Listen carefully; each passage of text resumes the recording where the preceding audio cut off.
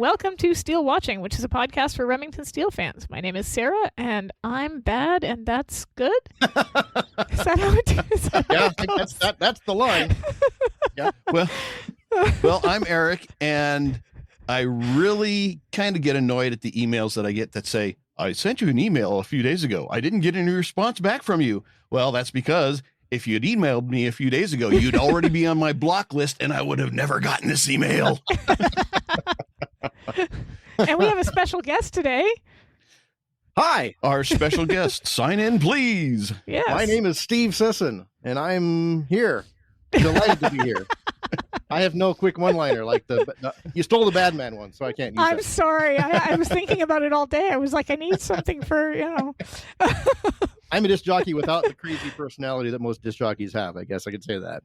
That's fair. That's fair.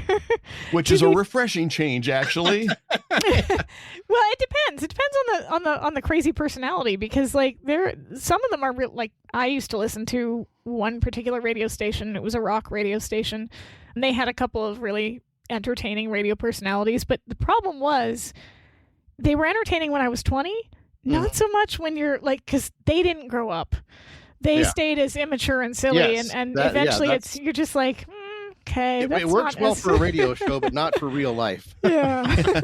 But when I was a kid, and I wanted to actually talk about this a little bit before we got into the episode, my absolute favorite radio DJ, well, he's radio now, but he had a TV show for a little while, was the whole reason that I became really into music. Like he hit the show that, you guys had MTV.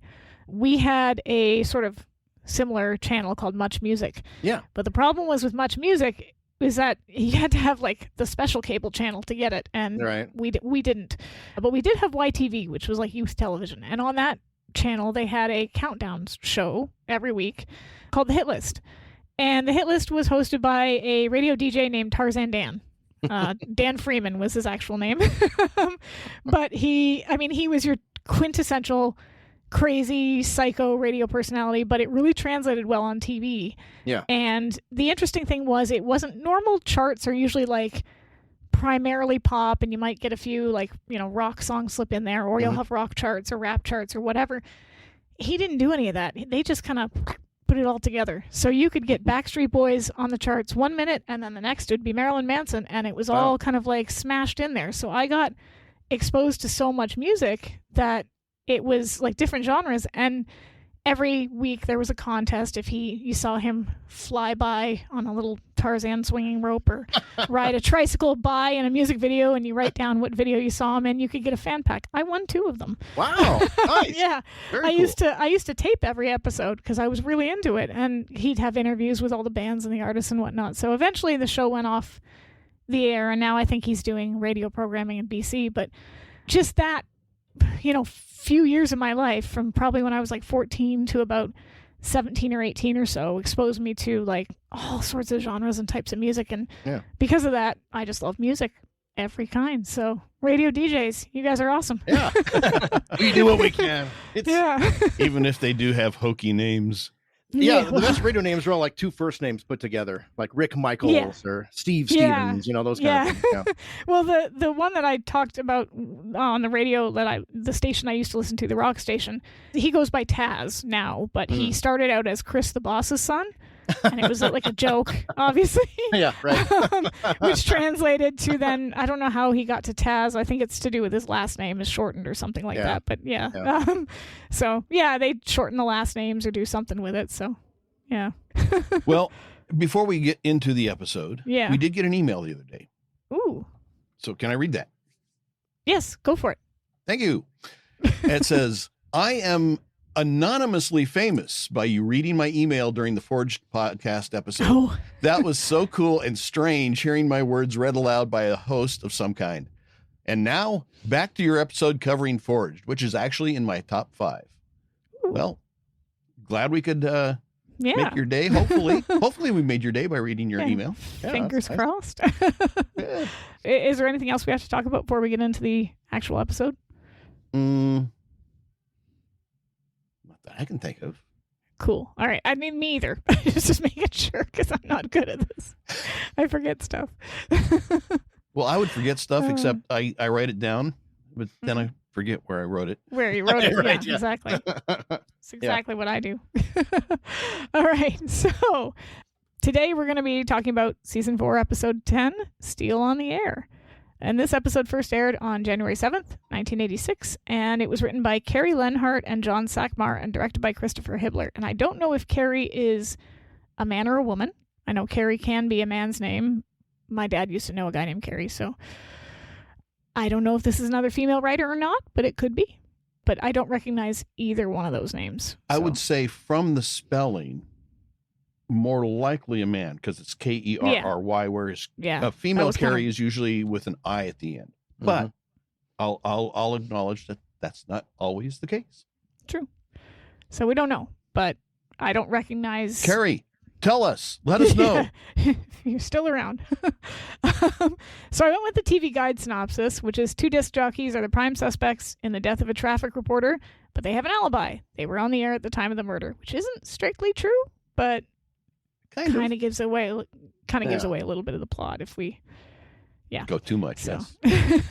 And I have a couple of questions, Steve, for you once we start to get in on this, because I think That's why I'm maybe you here. might know more about this than either one of us does. I got a lot of questions. That's good. But we open at a small airfield. We see a figure Okay, in I black. already got a question. Wow, okay. That was quick. Wait, is this the pilot one? You've got the wrong guest. Yeah, that's true. No, it's radio stations. They use pilots and radio people to do the traffic, as we see in this episode. But Mike, I've got actually a couple questions about this. First of all, would they work out of a middle of nowhere, know nothing airport that's not even got a tower? Right. Yeah. And second of all, would they actually have the name of the station on the side of the plane? Because I know, Steve, you work for a radio company that has 6, 7 different stations, AM and FM. Yeah. We have 9. 9? Wow. But it's all small market stuff, so we don't have a traffic helicopter. Well, I'm Well- guessing they probably use radar now, wouldn't they? Well, maybe, but back in the 80s, I believe, and certainly in the bigger markets now, they will use one air crew, one radio guy up in the airplane or helicopter or whatever for multiple stations, and sometimes even a TV station. Yeah, So- they'd all share that. Those are expensive resources and very unusual for a station to have their own that they only use themselves. So even back in the 80s, I presume. Especially since okay. that station director is so cheap. I can't Yeah. imagine that he's for There's a the lot more of private that plane, now. right? I mean, yeah, there used to be more independent stuff in bigger cities, traffic helicopters and stuff. But then there was a tragic accident where a couple of helicopters collided covering a police chase, and people died in that. And that kind of changed the way things were done even more than they were already kind of moving that direction. But, Wow. Hmm. Yikes. Yeah, that's not good. that's not good. yeah, I think it was in Arizona. Huh. So Okay. so right off the bat, we've got a problem. Yeah. Yeah, Yeah, especially 'cause we're talking a standalone AM station. Apparently, that's the only radio station there. It's not a group. It's just an AM that they wouldn't have a big budget like that.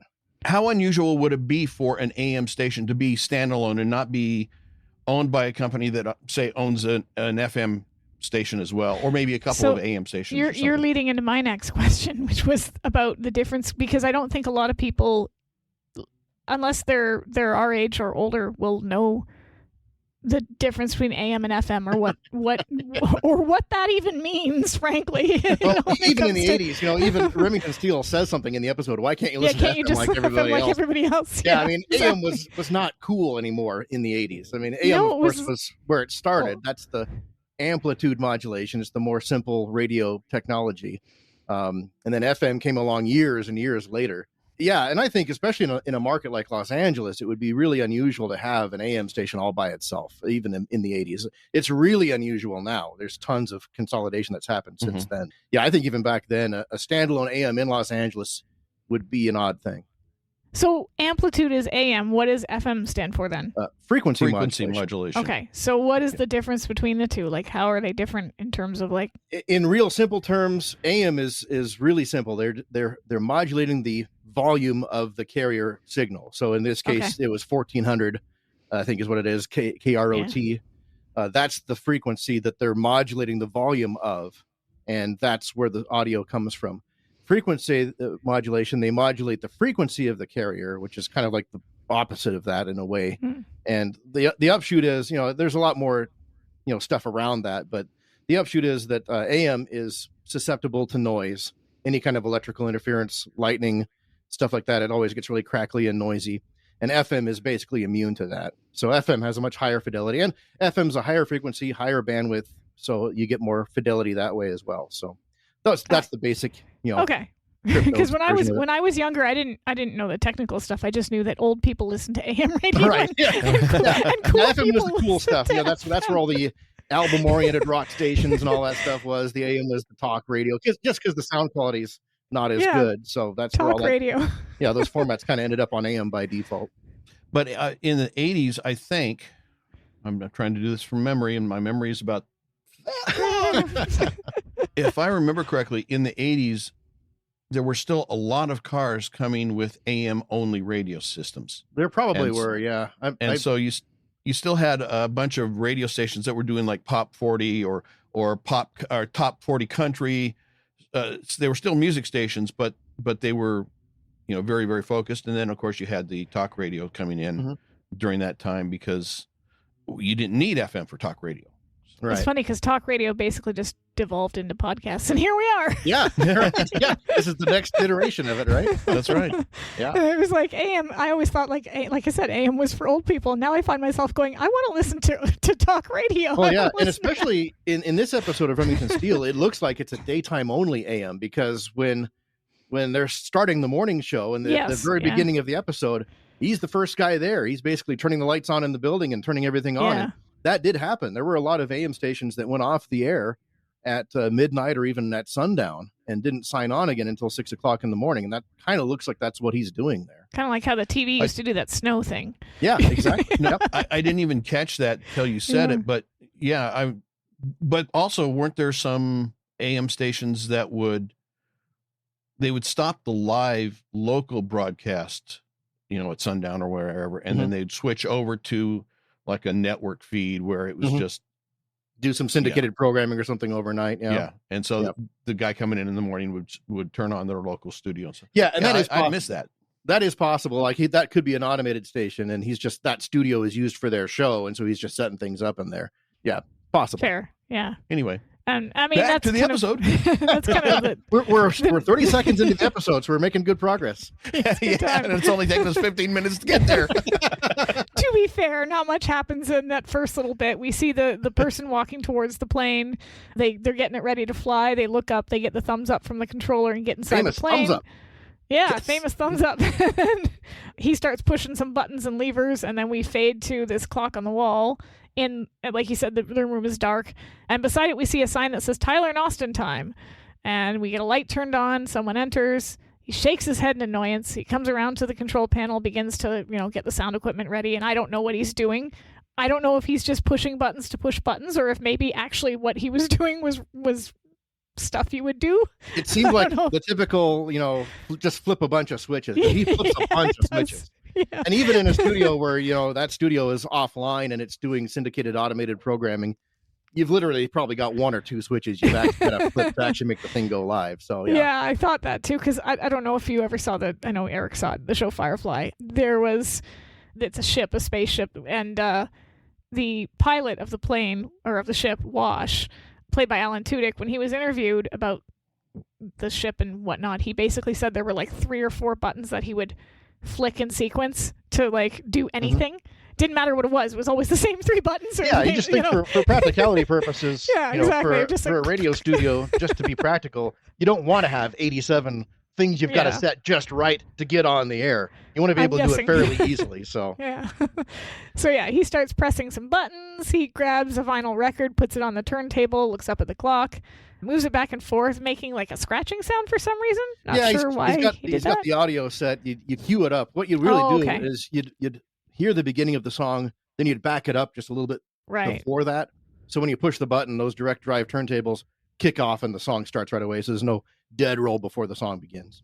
Gotcha. See, this is why we need you here. And it doesn't go. Yeah, exactly. Yep. You've got to back it up just enough for that.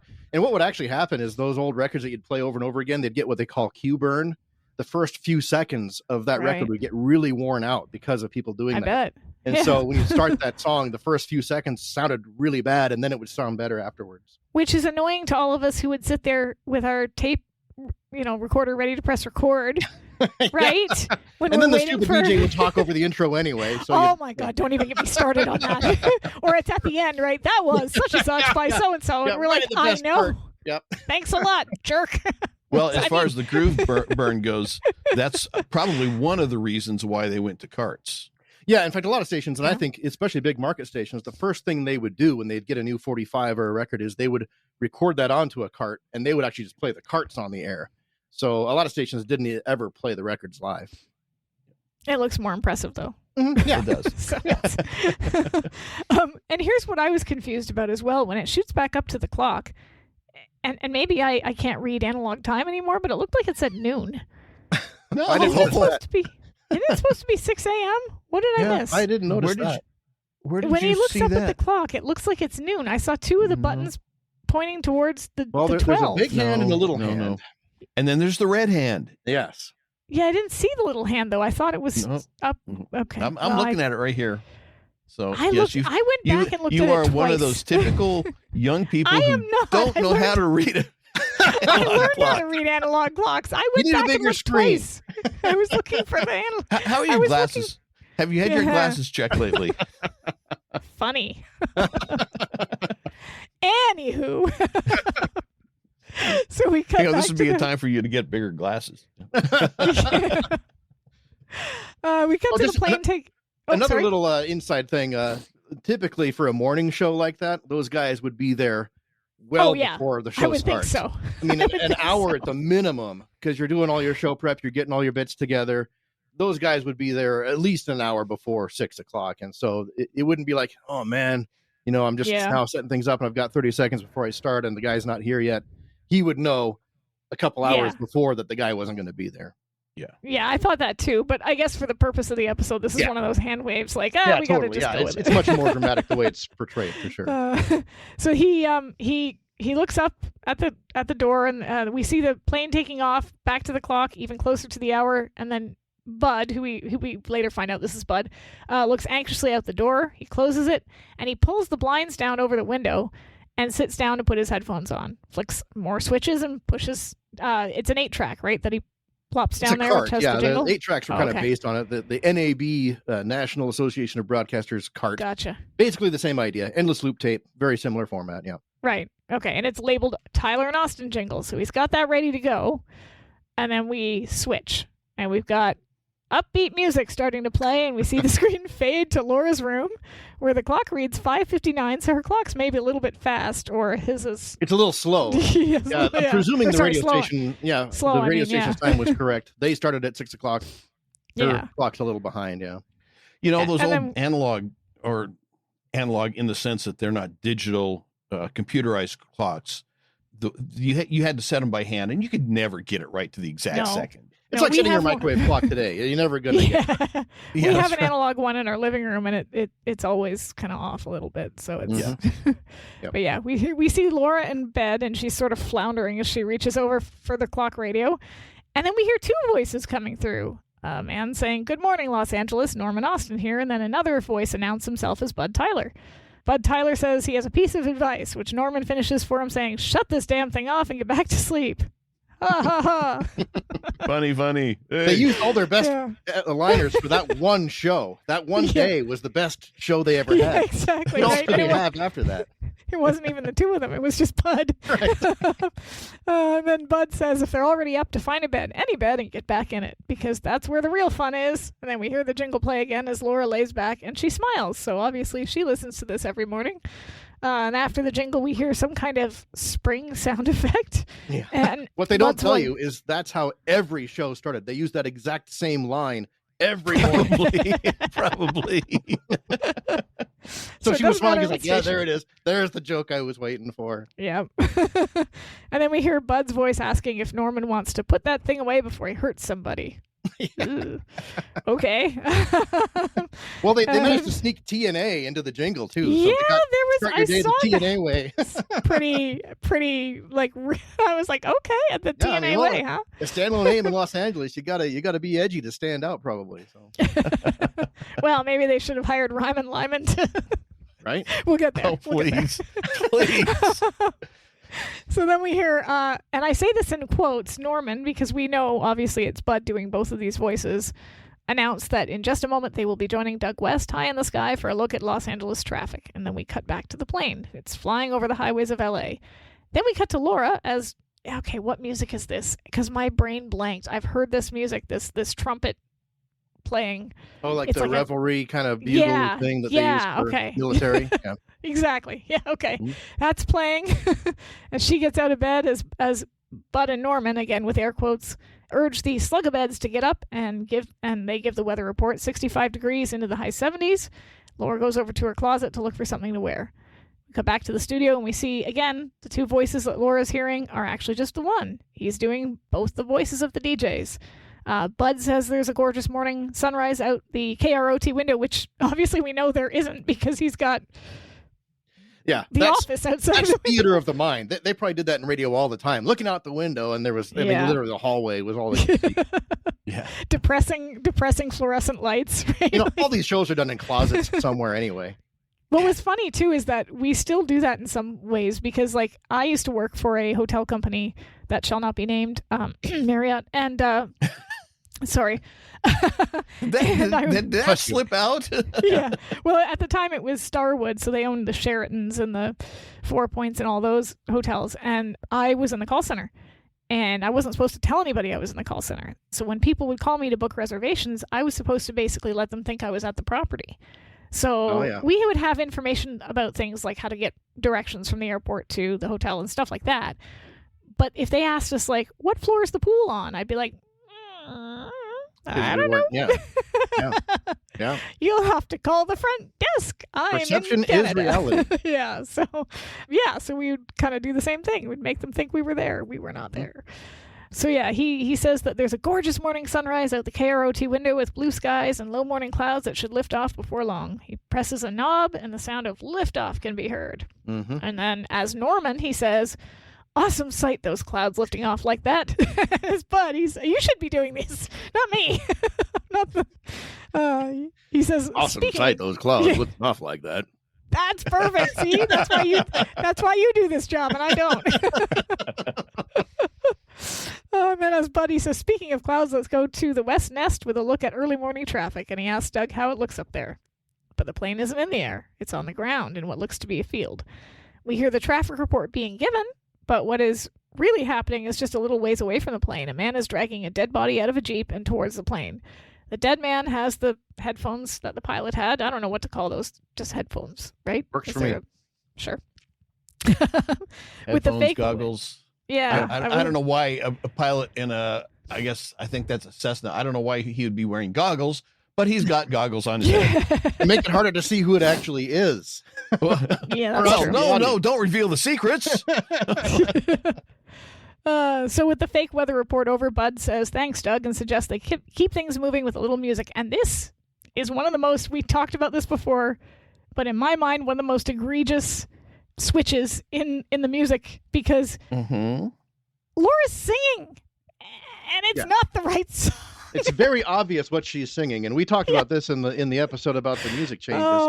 Why is that not a copyright violation to have her singing what is obviously girls just want to have fun? Well, and see, that's the thing is my contention is they had to pay for it. Mm-hmm. Well, it's there. It's clear as to what she's singing. They had to pay for it. And at the time that these DVDs were released, that song had been off the charts for years. I can't imagine that it would have cost them that much to license it and just leave it as is. The only thing I can think of, and again, I don't know the legalities of this, but if they could argue that you couldn't really make it out, maybe they wouldn't have to pay. I don't know. A real good lawyer maybe could make that case, but I don't think so. But I mean, we all know what she's singing. Yeah, we can all tell what it is. Yeah. Do we know what song they actually put on in its place? Because I couldn't place that song. Some nondescript, license-free, generic stuff. Yeah. I couldn't place any of the songs in this except for maybe the one at the end. Like, yeah, even I think everything in this episode the way it is now is not really recognizable stuff. Which is unfortunate because I can totally see Laura bopping in her car to Girls Just Want to Have Fun. Like that tracks to me. You know, that she's a Cyndi Lauper fan. Yeah, makes totally. sense. Yep. The fake song that or not fake song, but the other song they put in its place, I don't know what it is, but the voice sounds a little bit like Paula Abdul, but I can't imagine it would be Paula Abdul because then they'd have to pay for Paula Abdul. That was before, Paula Abdul didn't break through until the late 80s. So that she could have done enough. a studio recording she could have just been, I think she was a Laker girl in the mid 80s, maybe. Oh, okay. The voice sounded similar, but if they just say, hey, we need somebody to come in and sing a song. Who we got on the list? Yeah, let's get her. We like her voice. Yep. She was a session musician of some sort, probably. Yeah. It had a Paula Abdul sound to it, but who knows? To me, it sounded like those 80s trios, like the Cover Girls and Seduction, and it sounded kind of like those groups to me. Or exactly. So she's listening to Bud and Norm, or she thinks she is. She's just listening to Bud because Bud is saying that he was driving to work and he was struck by a frightening realization. And Norm says, "I think we all know how much that can hurt." But That's AM radio at its best right here. I know, right? It's terrible. It's like and that's not saying a lot. Jokes. It's all. It is all dad jokes all the time. That's what it is. Yep. Because then he says, "Did you know that if it hadn't been for the man who invented Venetian blinds, it would be curtains for all of us?" Yeah. Oh no. Yep. And on a personal note, I hate blinds. I hate them. I hate them. I hate them. I hate them. I hate them. I hate them. I hate them. Do you like them or not? No, I think they're ugly.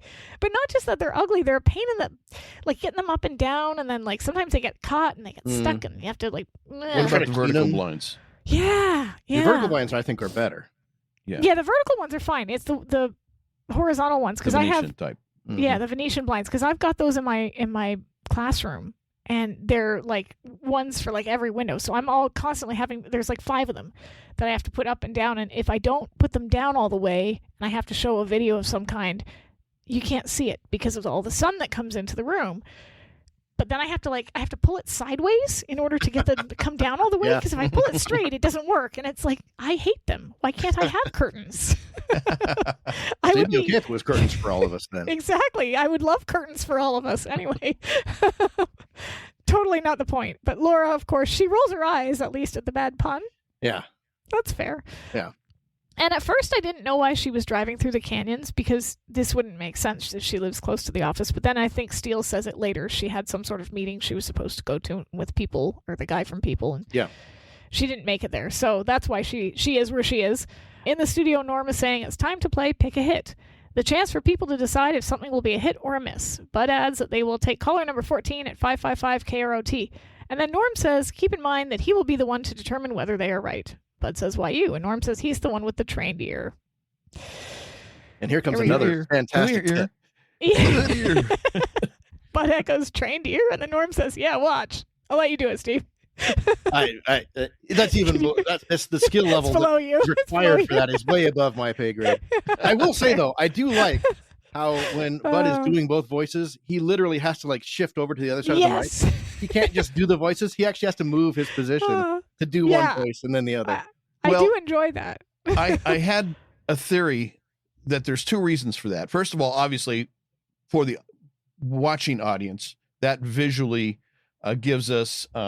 I just lost my part of my display. That gives us the distinction so that we can follow who is, doing this, that, and the other thing.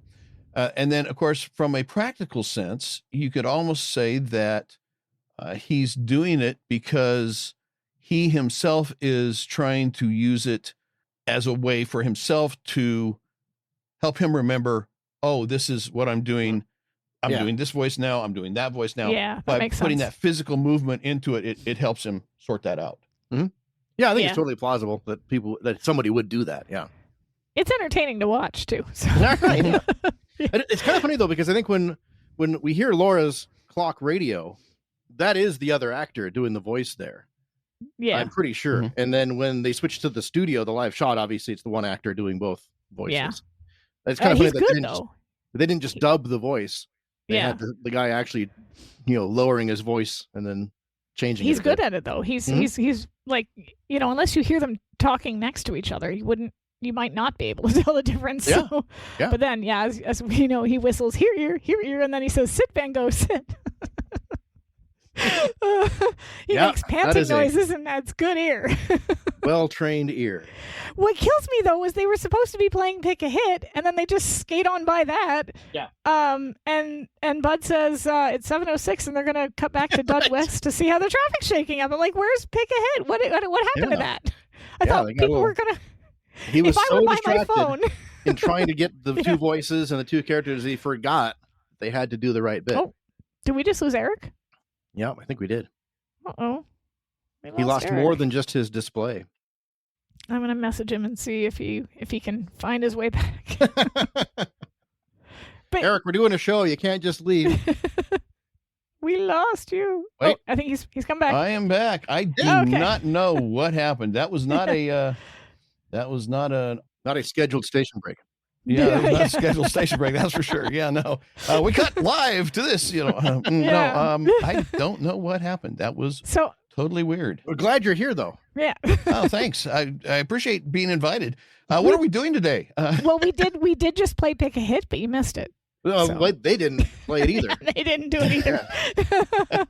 And if I were a caller waiting by my phone to be caller 14, I'd be pretty annoyed because I'd be Yeah. like, I used to do. You'd have the number pre-programmed in, so you didn't have to dial it Exactly. every time, and Yep. somehow I still never managed to get through. So, that I did kind of the same thing when I was early teens, trying to win this record or that, whatever the prize was. yeah. And hear it the was song. almost like they tied the phone line up intentionally. Yeah. No, that Wait would a minute, never did happen. they? That would never happen. We've got the guy on the inside. You can tell us. Why could we I never can get tell through? you that caller 14 was very rarely actually caller 14. Oh, interesting. What would caller 14 be? What's Like, would the it be... dirty story on how that works? Well, it depended on what you were giving away. I mean, if it was like, a 50 cent off of a fast food burger or something, you're not going to get a whole lot of people calling for that. And so True. the first caller would be caller 1, the second caller would be caller 5. And you just, Ah, because you could tell I how see. frequently the things were coming in, how quickly you needed to kind of astroturf it. But yeah. So you lied to us. I would use the auto redial function on my phone and still Couldn't get through. never Yeah. connect. Never. And there were certainly some that were legit. I mean, if it was a big prize, yeah, you'd probably Yeah. get something like that. But then sometimes the contest was already done and they were just, it wasn't even a live thing. And then they just make all the lines busy. So people who try to call in just constantly get a busy signal. Couldn't get through.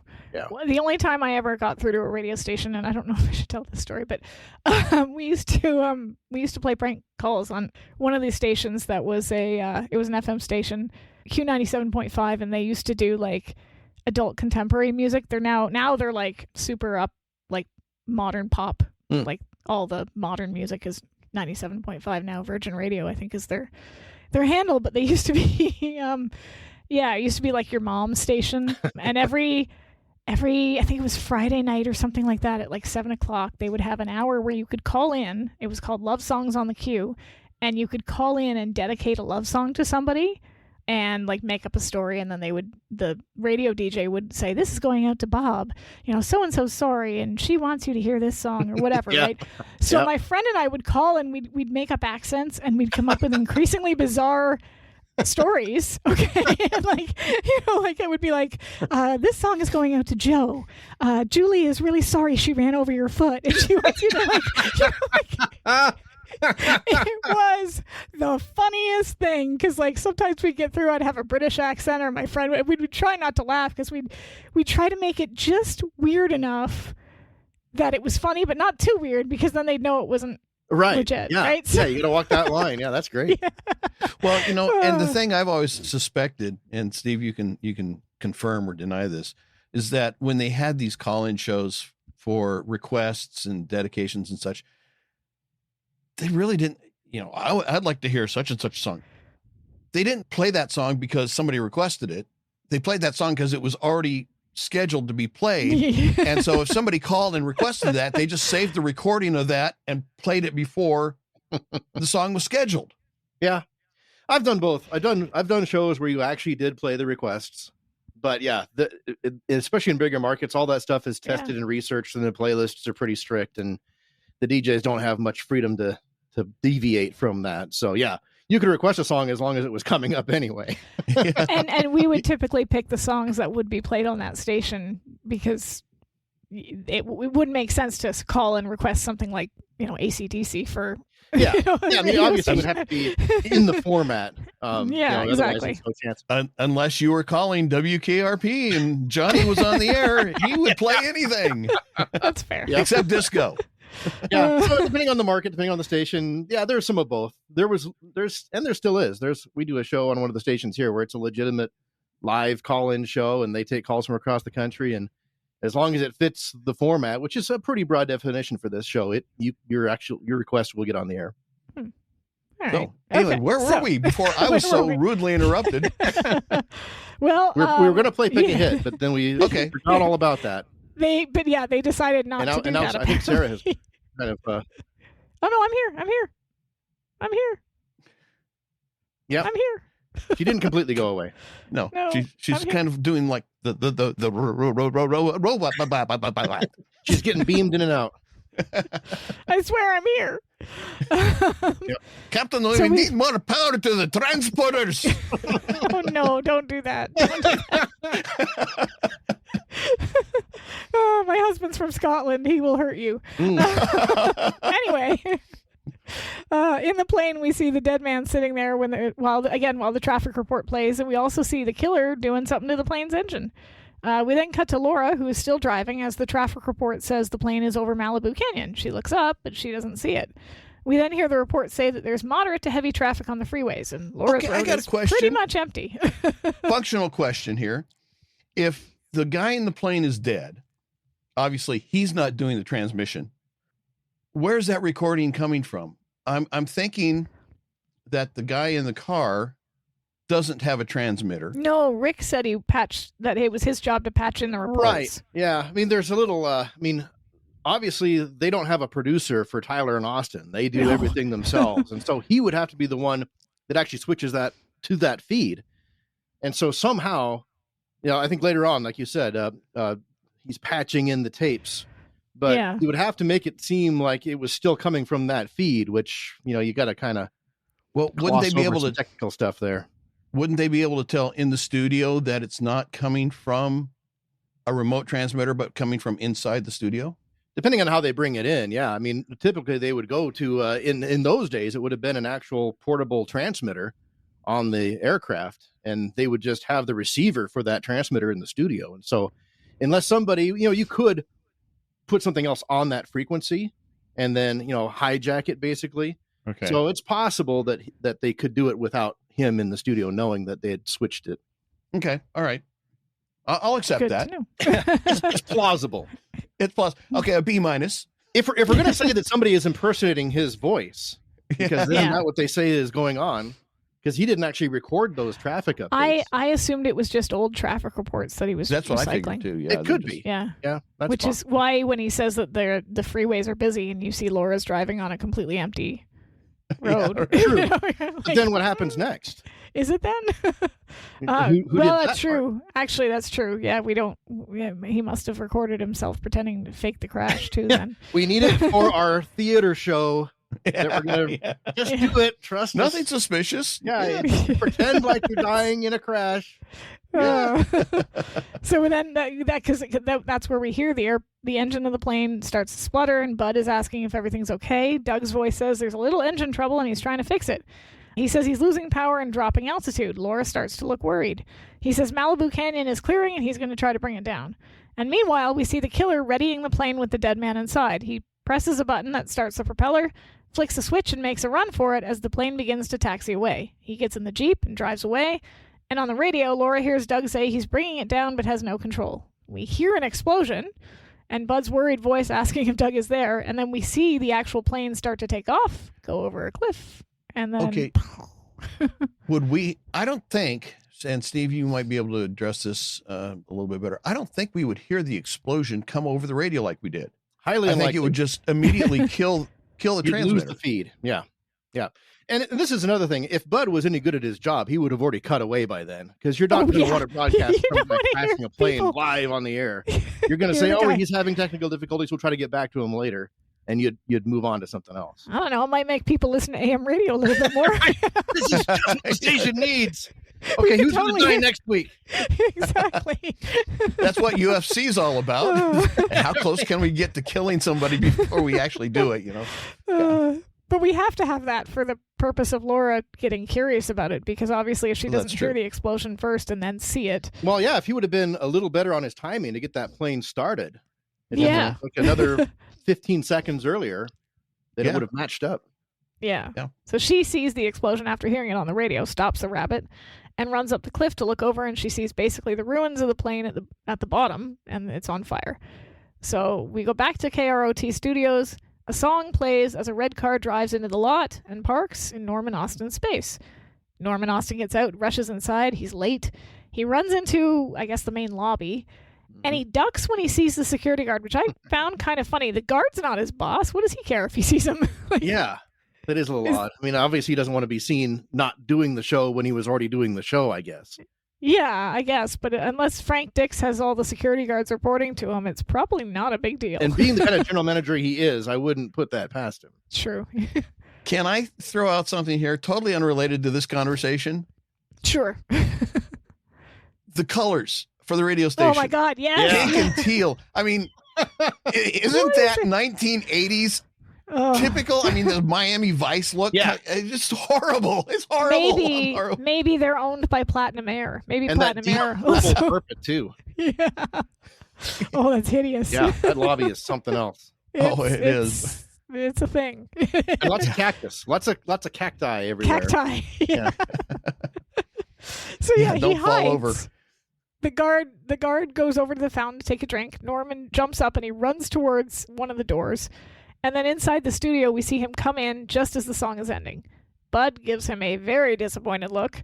And still in Norm's voice, he says that there are still no details on the plane crash of KROT's own Doug West. He says they'll let them know what they have when they have it, as Norm sits down next to him and puts a record on the turntable. So Bud adds that it's 8:05, and if they're supposed to be at work at 8, then they are late. You think that was a dig Maybe. Yeah. at Norm? Like, Yep.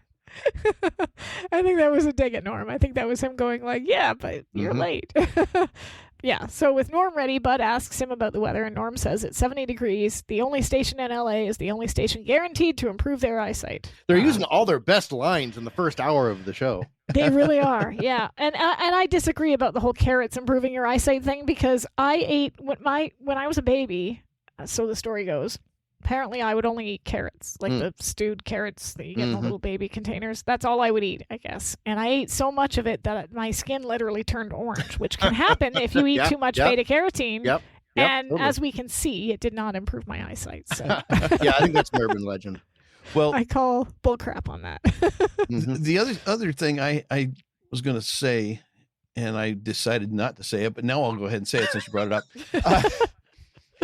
You know, a lot of radio stations would do that with their call letters. KROT, KNIK, which was a station up here in Anchorage, which was actually a reference to the Knik River. KINK in Portland was kink. But KROT is, K-Rock. they say it carrot, but it looks Yeah. KROT to me. And it Well, reminds yeah, me. and Remington Steele doesn't. He's like, hey, his crot. What does he say? Crot. Crot?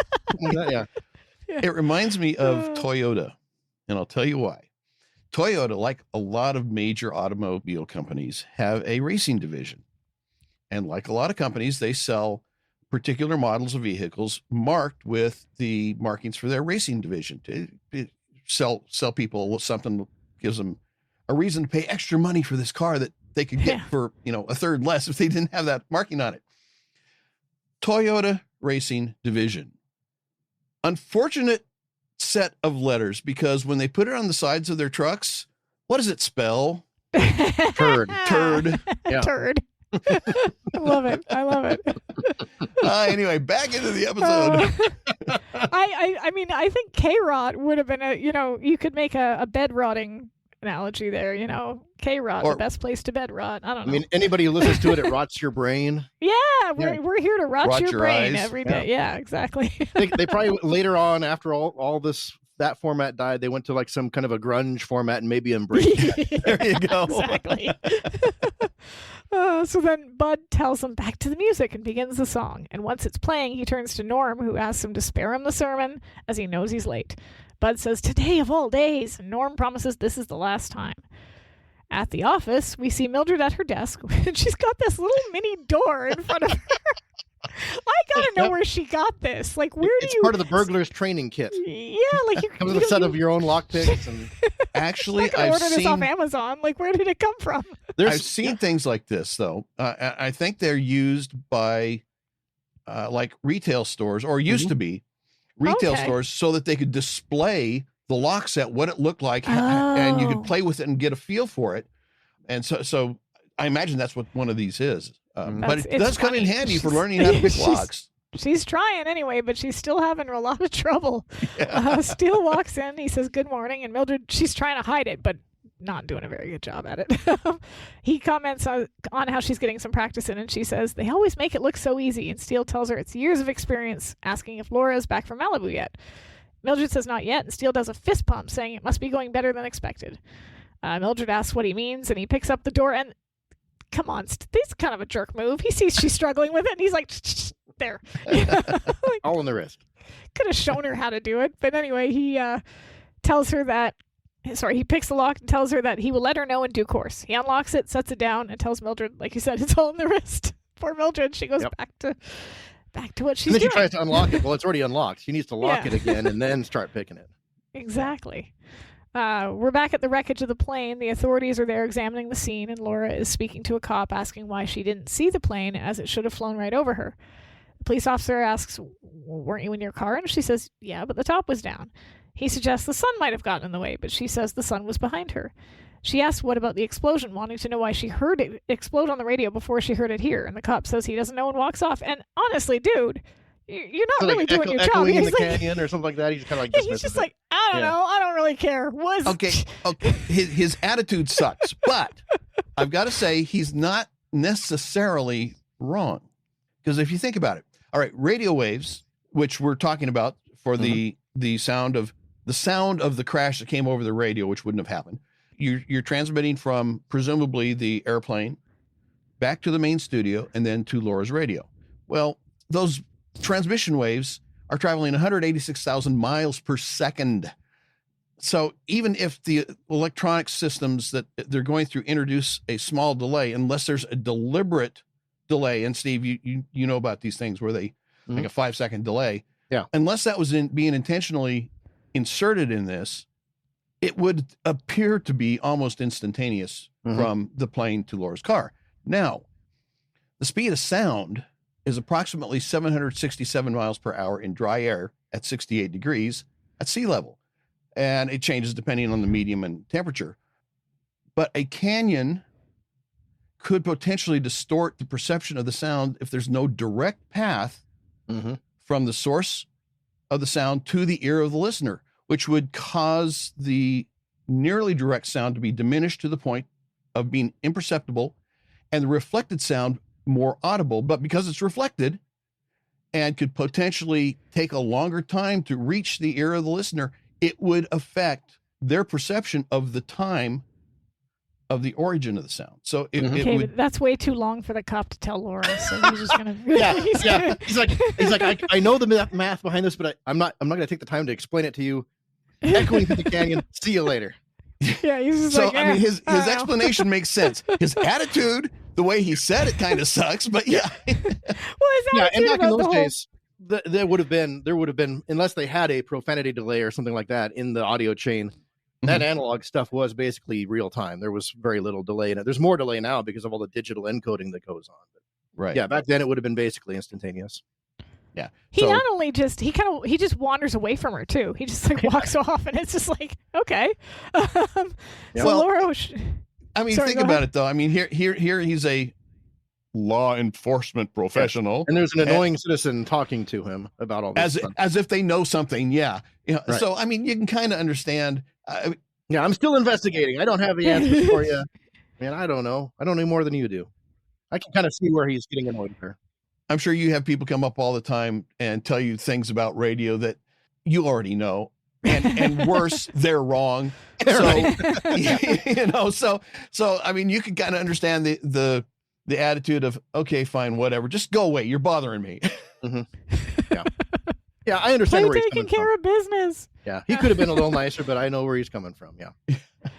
Well, either way, I mean, like it more came across that he didn't care. He was just like, something. That's another plane crash, lady. I don't really care. Exactly. That's right. He wanders off, and Laura walks over to another man who's checking out the plane. His name tag says R. Mucho on it, which I got a kind of a kick out of because, like, they don't tell you his name at any point, but yeah, it's R. Mucho. So he asks if she's the eyewitness, and she says yes. He tells her that near as he can figure, the Magneto came loose. Is that an X-Men villain? I don't know what that means. So, like... No, it's a part of the airplane. Yeah, okay, I think cool. doesn't it supply the spark? I think for the engine. Is that what the Magneto does? I believe it's kind of like the distributor in a car, I guess. Yeah. It generates the electrical impulses that fire the engine. Yeah. Cool. But yeah, he says there's no way they could maintain power. Laura looks above her and asks, what about the tracks above? And Mucho says he probably tried to make a forced landing. Laura wonders why he didn't just stop the plane or jump out. Annoyed, he tells her, now at least he's like, hey, lady, we're still investigating. Well, I mean, and it's obvious that her comments are absurd. I mean, she's been watching too many movies. Too much Atomic Man. Yeah. Yeah, the right. tracks from above could be from where the plane first touched the ground, because I mean, we saw that it touched the ground, and just because it touches the ground doesn't mean it's going to stay there. I mean, you can hit the ground and bounce back up. Planes don't stop on a dime, even if cars kind don't of also do. stop on a dime. Yeah, but I mean, they'll stop a lot quicker than a plane will. And jump out. I mean, you think about it. If you've ever been in an accident, and I think, Sarah, you've been in car accidents before. Just one. You see that car coming. You're not thinking, oh, I've got to reach down, unbuckle my seatbelt. I'm going to open the door, and then I'm going to jump out of the car before he hits me. No, you're focused on trying to avoid the accident. Yeah. Well, when you're in a plane like this, you're focused on trying to get that plane on the ground. You're not thinking about unbuckling the lap belt, opening the door, and jumping out. I mean, it's just ridiculous. Think there's ever been, I can't think of a single private plane crash where the pilot has bailed out on the crash landing. I don't think that ever happens. Yeah. Yeah, because that's not even in your mind. You're focused on trying to get that plane on the ground and stopped, and having done the least amount of damage to yourself and the plane as possible. Mm-hmm. You're probably safer in the plane than going out at 100 miles an hour on the ground anyway. Very, very likely. Probably. But either way, Laura walks away, and then we see a man come up to her looking like a Timu Ken doll. And he's he looks a little worried. And over by the grassy area, Laura finds what looks to be oil. The blonde man walks up and introduces himself as Rick Badham and adds that they couldn't help but tune into what she was saying. No. This guy, he's in character all the time. Like he is the radio personality 24/7. He doesn't know how to turn it off. Kind of sad, actually. You wonder, don't you have a life, man? Like outside I don't think your he job? does, because people, with those personalities, kind of hard. So are there really people like that I guess there really are people like that in radio, but how common are they? Less common now than they used to be. I mean, back then, radio personalities actually made money. These days, what, you guys are doing it for charity now? Yeah. But yeah, Laura recognizes his name because she says, Rick the Bad Man Badham? And he laughs and says, bingo. So obviously, Laura's a fan. Gives her the old bingo. I'm going to guess that he does the afternoon show based on... Yeah. I mean, I could be wrong, but like it seems... Because I do know that, or at least I'm assuming this is still the case, that you'd have your most popular radio personalities on the drive to work, and then probably your second most popular on the drive home, because those are the more like high volume. Yeah, those are the drive times, right? Yeah, exactly. So I'm guessing Rick does the drive home. Yeah, or maybe mid afternoons in between the two big slots. Could be. Sounds more like an overnight guy, but you never know. But Laura tells him that she listens to their station all the time, so I'm guessing, like, because she obviously recognizes him, so she's... Yeah. That's why I assume she probably listens to him on the way home. But That could be, yeah. yeah, either way, she says she was listening when it happened. Rick says that he and Doug were pretty tight, and he can't believe that Doug augers in after only 15 years. Laura admits she can't quite believe it either, sounding more skeptical. She adds, based on the evidence. And Rick sounds surprised, saying, you mean everything isn't copacetic? And Laura tells him that she's a private investigator and that she's trained to look for clues. She points at the ground, saying, this is one. She tells him it was parked sometime earlier and it looks to be an all-terrain vehicle.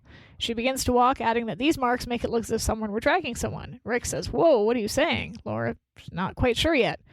The cop comes over to her and tells her that he thought she would be interested to know that the coroner's report came out and they took a .38 slug out of Doug West's skull. Why would they just give that her information to her? And how did the coroner get this information so quickly?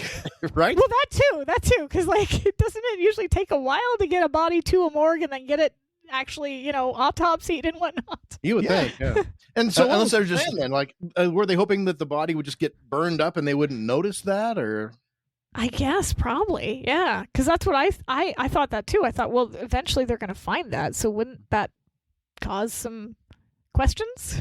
And maybe the reason the coroner was able to find it so quickly is he's got a mobile coroner's van and he does the autopsies right there live and in person. That's a show, okay? That's a TV show. Guy driving around in a little mobile coroner's van.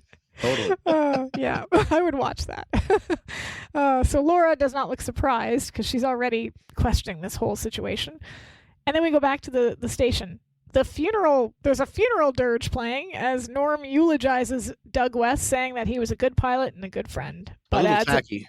It's a little tacky. I mean, this is something like these guys would get fired if they did that. I mean, it's just the investigation's still going on and they're doing like a lighthearted funeral on the, yeah. You would think it's a nice touching eulogy they give him, but still.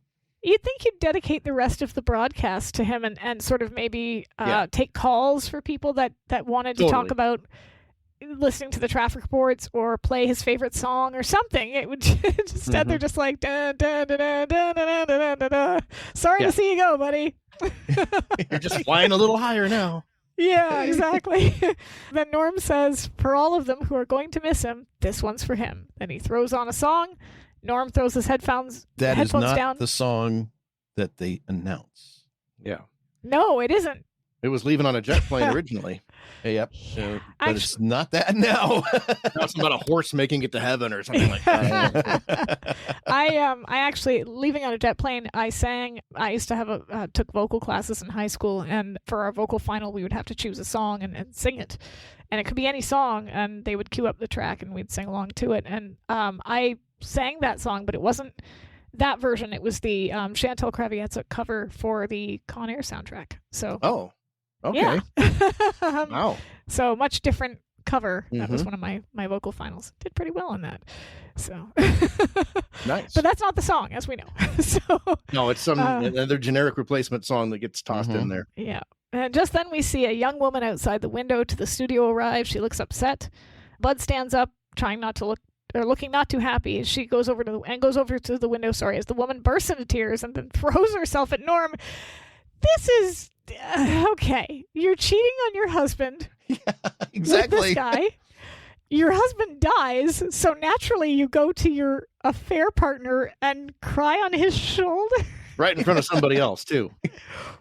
Well, the partner knows what's going on, so it's not like it's a secret from him. No, I know, but yeah, I mean, if you're doing the deed with somebody else, you're not really going to be that broken up over the death of your husband. I mean, and even if you are, I wouldn't go to the other guy and be like, "Oh, I'm so sad. I'm so glad I have you now." Like, what? But it adds suspicion. It adds to our suspicion of Norman. True. Oh yes, true. yes. Yeah, because Bud is not impressed, right? He goes over to the window, right, and he's like closing the blinds, and he's urging Norm, "Get her out of here."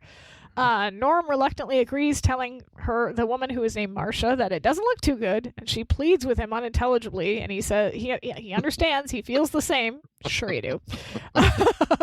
And he'll see her tonight. Well, you left out the great line where Bud tells him, "Norman, are you crazy? Her husband's still smoldering and you're hugging and kissing the grieving widow." Yeah, exactly. It's not okay. Not okay. He says he feels the same, doubt it, but that he'll see her tonight. So he ushers her out the door as she continues to sob. She leaves, and Bud asks, "Are you crazy?" And that's when that line, he says, "You're kissing the grieving widow," and he's smoking in the ground. And Norm tells him to relax, saying that they can't think he killed him. He was on the air when it happened, remember? Mm-hmm. He says, "I've got you to thank for that." He grins and leaves the studio. And of course, poor Bud now is thinking that he's covered for a murder. Well, and so is the audience.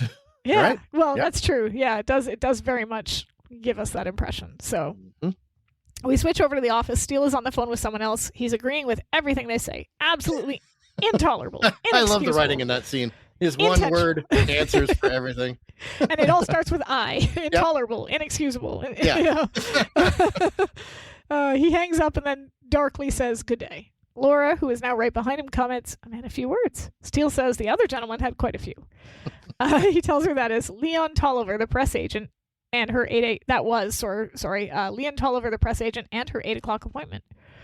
Laura's eyes grow wide as she realizes what she's done. She admits she forgot, and Steele is furious, telling her that he's been building her up for weeks, and the man was dying to meet her 3 hours ago. And this is what I find really interesting about this, because you would think that if they're trying to land a cover of People magazine, Steele would be the one meeting with him. Right? Yeah. Yeah. Because, Laura's always the unnamed woman. Mm-hmm. So why is he it that would he's want to talk to her anyway, right? No, why is he talking her up? And unless Leon is using her for background. He Steele wants this unbiased opinion from his trustworthy employee, telling the world how wonderful a boss he is. And so it's important that Leon talk to her and get it straight from her that he's the greatest detective in the world. I mean, it's very possible. Again, this is another one of those, it has to be this way for the plot. Yes. Totally. Yep. He asks her what was so important, and Laura says something came up, and Steele says, what could be more important than meeting the man who's going to put them in People magazine? Laura tells her that she stumbled onto the most bizarre murder case in years, adding that it's totally baffling. Steele's intrigued. Bizarre? Baffling? He reaches for the phone and asks Mildred to get Leon Tolliver on the phone. When he hangs up, he tells Laura that he can see the headlines now. He tells her excellent work and slaps her on the shoulder. Never let a tragedy go to waste. Right? I mean, hey, you got it. If you want it, you might as well use it. So that's quite funny. And then we switch back over to the station.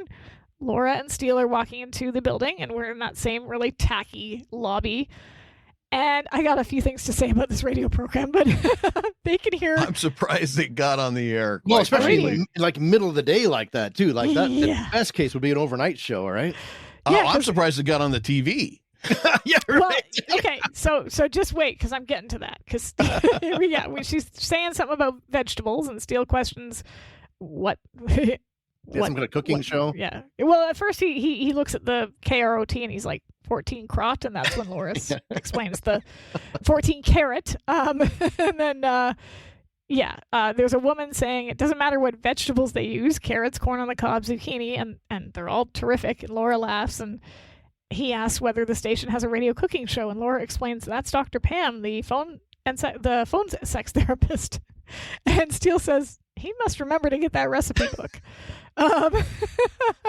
So I'm guessing that this was a play on the whole Dr. Ruth Sue Johansson I think situation, so. right? Because you guys had Dr. Ruth and we had Sue Johansson, and they were. What's interesting about both of them is that they were contemporaries in the sense that they let's see, I've got some stuff up about. So for those of you who don't know, Carola Ruth Westheimer, I've got her bio up in front of me, better known as Dr. Ruth, was a German and American sex therapist and talk show host. So she was born in Germany to a Jewish family, and when the Nazis came to power, her parents sent her to school in Switzerland, and then eventually unfortunately they were killed in concentration camps, and she emigrated to British-controlled Mandatory Palestine, and eventually she ended up in the States in 1956, and she worked as a maid to put herself through graduate school, and we go fast forward a little bit, and she became a sex therapist.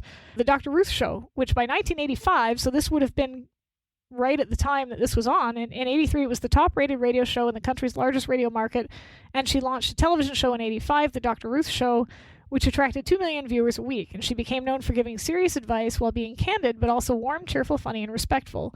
And for her tag phrase, get some. And the New York Times noted that she had risen from obscurity to almost instant stardom. She hosted several series on the Lifetime channel, cable networks from 84 to 93, became a household name and a major cultural figure. And what's interesting is that she died in 2024, so she died like last year. Mm-hmm. Conversely, here in Canada, we had Dr. Sue Johansen. Now, Dr. Ruth was born in 1928, and Sue Johansen was born in 1930. So again, very close in age. She was a Canadian registered nurse and sex educator. She operated a birth control clinic in Toronto and hosted a series of radio and television programs on birth control, safer sex, and sexual health. She also published several books, wrote a newspaper column, etc. And she was born here in Ontario, but she ended up with, like I said, the birth control clinic in 1970. And then eventually, during the 80s, she got her own show on the rock radio station Q107, which was a Toronto station. The show, entitled Sunday Night Sex Show, transitioned into a TV talk show of the same name on the community television station Rogers TV in 1985. Wow. So you've got both of these shows on at the same time. These women were it was the same thing. It was candid. Yeah. It was honest. It was like, you ask any question, she'll answer it for you. And in 96, which I think they said in 95, something like that for Dr. Ruth, it became a national show on the Women's Television Network, which ended in 2005. Okay. She died in 2023. Wow. Very similar. Wow. But the radio shows were nighttime shows. Yeah. Yeah. I don't think they would have gotten away with something like this during the day. Would they even get away with that during the day now on a public radio? Be pretty iffy. Probably, you'd have to be. Yeah. Whenever there's a chance that kids are listening, you kind of want to, play it safer. Typically, I would think so. But it was really interesting to me that when I looked into these two women, because I was like, I've heard of Dr. Ruth, but I'm more familiar with Dr. Sue, because I used to watch the Sunday night. We'd stay up late at night and we'd watch the Sunday Night Sex Show, and we really shouldn't have been allowed to. But she would talk about all these things that we were not supposed to know about, and and at this point she's this old lady, right? So you're watching this elderly lady hold up a banana and tell you it was just real interesting for a 12-year-old who wasn't really supposed to be learning about this stuff. Obviously left an impression on you. It was like grandma telling you, well, grandma, how did you know that? But yeah, so both of these women, but it just was so cool to read about how their lives were so parallel to each other, and how they died within a year of one another. They were born within 2 years of one another. There was a full-length documentary about her released in 2022 entitled Sex with Sue. So yeah, I kind of want to get my hands on that now because I'm curious. Yeah. But I'm guessing that this sex show therapist that they have at 14 Carat is meant to be a play on Dr. Ruth, because I don't think anyone in the U.S. would have known who Dr. Sue was. Either Probably way, not, yeah. She's given them advice, and it's bad advice. Okay, it's bad advice, because you should never put those things in there. Okay, because I'm guessing that's what she's telling people to do. It's not explicitly said, but what else could she be talking about? Yeah, don't do it, because every time I see videos of people who are ER doctors saying what they see come into their ERs most of the time. What she's actually talking about, she's just talking about making a nice soup before your romantic evening. Right. That's right. She's talking about. You're reading into it. Yeah. Yeah. Oh, yeah. I'm making this up. Sure. Yeah, your mind is in the gutter. No, that was last episode. Oh. Yeah, it was. But it's funny because every time I see ER doctors talk about these are the people that come into my. Yeah, it's people that have. It's the Richard Gere gerbil story. Don't do it. There are a lot of foreign body stories that are told in those lines of work. Don't stick anything up there that's not supposed to go up there. Just everybody. I'm not going to say anymore, but you get what I mean. Okay, just don't do it.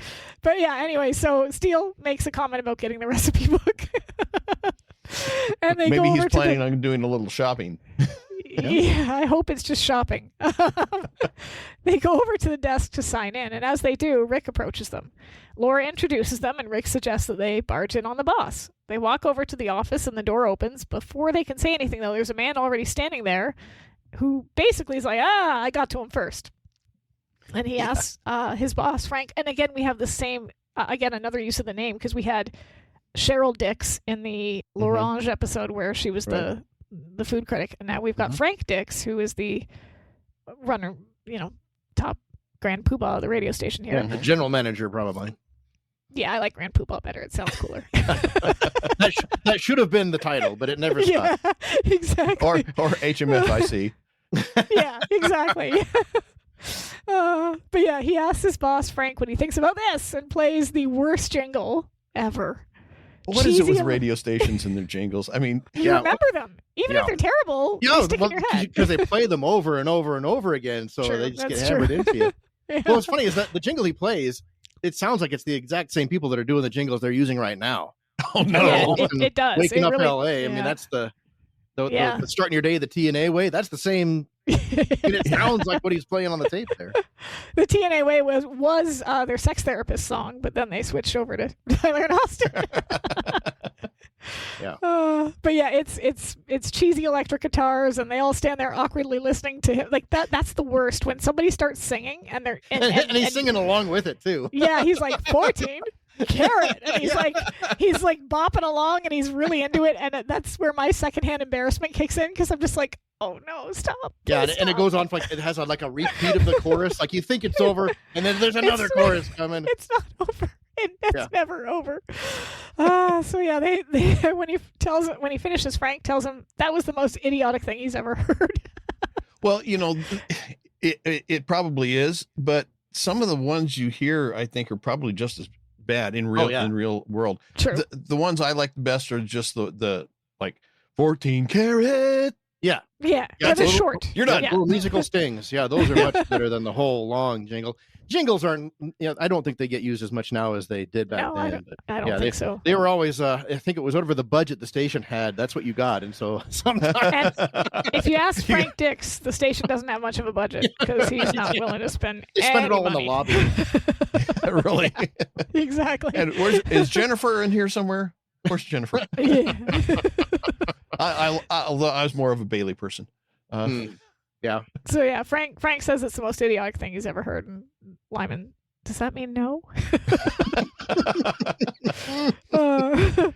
He's so desperate to get something. Yeah, I mean, he's accosting him in the hallway. He's not even going to the office. He's right there in the doorway playing it for him. So. Yeah. And then Rick tells Frank these are the two detectives he told him about, and Frank tells Rick he already said it was too expensive. He walks away. Rick follows. Jack Lyman introduces himself as Ryman Lyman Jingles Incorporated. He asks if they need a snappy promo. Laura just no. She was like, well, I was thinking maybe he had something in mind. Yeah, but Laura's no, we're not having this. Rick is pleading with Frank to think about Doug, but Frank says that Doug was an idiot who drove a plane and looked at traffic. Is that a job for a grown man? Oh my God. Yeah. I think the GM needs to find a different line of work. He obviously doesn't understand radio. Or people. Or humans. I mean, everybody in radio there's every single job in radio you could say, is that a job for a grown man? That's basically every job in the entire industry is not a job for a grown man. But also, especially being on the air. One of their employees just died. And he's like, yeah, he was an idiot. Like, he was an idiot. Well, that brings up a question I neglected to ask earlier. When the traffic people are doing, in the air or the helicopter, are they actually the pilot as well, or are they just the radio person? Because if they're the pilot as well, that's a skill. Yeah, that used to be a more of a common thing. And again, that tragedy I talked about that happened in Arizona, those guys were flying and doing the commentary at the same time. So their attention was split. And part of the reason that crash happened was they were focused on what was on the ground and not the other helicopters around them. So that kind of changed that job a little bit. Yeah, some of those guys were doing everything. Yeah, so I mean, yikes. You say, well, is that a job for a grown man? Well, being a pilot is. I mean, you're not going to let a kid do that. Yeah, and just that on its own is, but doing that and doing an intelligent commentary on the radio at the same time, that's a skill. The man's not even cold in the ground, and his boss is like, he was an idiot. Yeah. Ouch. Yeah, pretty cold. think he's a sociopath, you know. Well, he is a But, radio station general manager, so yes, that fair goes. So when do you start your new job, Steve? yeah, right. I'm getting my resume in order right now. And that's when we got him fired. Yep. Yeah, and all of a sudden they hear a woman calling out to Frank. He looks up and says, "Uh-oh, have sex, we'll travel." And Steele guesses it's the vegetable lady. She storms up to Frank, telling him this is the last straw. She's done everything she can to promote this miserable station. Now, does she say she gave free advice at Folsom Prison? Yeah. Or am I think just... yeah. Some of the Okay. I stuff think that's what she says, yeah. I don't remember. And she exactly, got yeah. in the ring with professional wrestlers, but she has to draw the line somewhere. Frank asks if she has a point, and she says she's a professional, an eminent psychologist. I do not do demolition derbies. I want to know what promotion they had cooked up for her, because that sounds kind of fun. Yeah, She's I'd like to know Demolition Derby? why they need a sex therapist at a demolition derby, but okay. Well, demolition derby, you got two decrepit bodies of vehicles slamming into each other. I mean, the visual analogy is there. Parallels are all there. well, that's what Frank says. He says she deals with anger and frustration, and demolition derbies are all about anger and frustration. Yeah. But before she can answer, Lyman's got a jingle ready. Mama is a sicko. Daddy is one too. You got a social problem and you don't know what to do. Yep. And then he says, you turn to 14 karat when you're really in a jam. Well, it's wham, bam, thank you, Dr. Pam. You know, I think the writers had a great time coming up with those jingles, because those are pretty good. I actually I gotta say, I like the Dr. Pam one. I mean, they've got just that right amount of cheese to them. I mean, Yeah. they really nailed it. Yeah, well, not for Pam. She says, I quit. I'm going to cable. Which again, Dr. Ruth, this is, so she storms off and Lyman sings, take this job and Steve, shove it. what you said about that, it kind of makes me wonder, did they have somebody in-house write those jingles, or did they actually go to a company that writes jingles professional and say, give us the worst thing you can do? The rejects. We want the rejects. We want the ones you didn't. Yeah. I don't know, because either way, it's good stuff. Yeah. Because he starts singing, take this job and shove it. And then Frank tells her, good riddance and take the vegetables with you. And they didn't need to replace that for copyright. They left that in there. So. Yeah, well, because it was a Apparently, popular phrase that inspired the song. Yeah, and he kind of sings it, but he doesn't really sing it. Yeah. Yeah. So we've got Frank approaches Laura and Steele and says, I told you no. And then Laura says, as a devoted listener, Mr. Steele is willing to waive all fees unless they catch the killer. Now she's speaking his language. Oh, yeah. Cheap. He tells him that He's he's right a up there. true humanitarian, shaking their hands and says, good hunting. Steele comments, the man really warms up when he gets something for nothing. Rick approaches them again, asking if they want to meet Tyler and Austin. Laura says they were the last ones to speak with Doug West. Rick tells them that they're right down here in Studio C. He wishes them luck and says he'll catch them on the B side. Yeah. Yeah. More 'cause he's- DJ lingo. Yeah, because he's bad. I always heard it, I'll catch you on the flip side. Mm-hmm. Yep. Yep. So yeah, Rick rushes into the studio just as a woman named Melody finishes what sounds like an ad and puts it back to him. He introduces himself as Rick the Bad Man Badham. You know, I'm bad, and that's good. He goes on to announce that famed detective Remington Steele has just announced he has agreed to find the killer of KROT's own Doug West. Bad news for the bad guys, but good news for the rest of us. Yeah. He says, now let's get to some really bad sounds that he knows they're going to love. How many times, if you were to play the Rick Badham drinking game and take a drink every time that man says the word bad, The second record, you'd be under the table already. Yeah. the amount of bad puns he makes, and I mean that both as they are bad and puns about the word bad, are quite numerous. Are quite bad. Yes. He says, because the bad man knows what's good for you. I'm bad. I'm bad. He was bad Yeah. before bad was cool. Yeah. Exactly. Yeah. We see Laura and Steele walking down the hall, and they reach the studio, and Laura says, so much for their cover, and Steele says, that's the price of fame. They reach the door, and he says, shall we? And he presses a button below a sign that says, please listen before entering studio. And I'm assuming it says that because if you hear stuff coming from said studio, you're not supposed to just walk in. Right. But they do. I've never seen a studio like that. They usually just have a big light that's on that either says on the air or recording. Yeah. If the light's on, you don't come in. That's usually how it's done. Yeah. Yeah. But they go in anyway. They just walk on in there, and Sure, why obviously not? it's obviously not live because No. they're able to just turn it off. And Mhm. Rick is yeah, the they're one, recording something for later.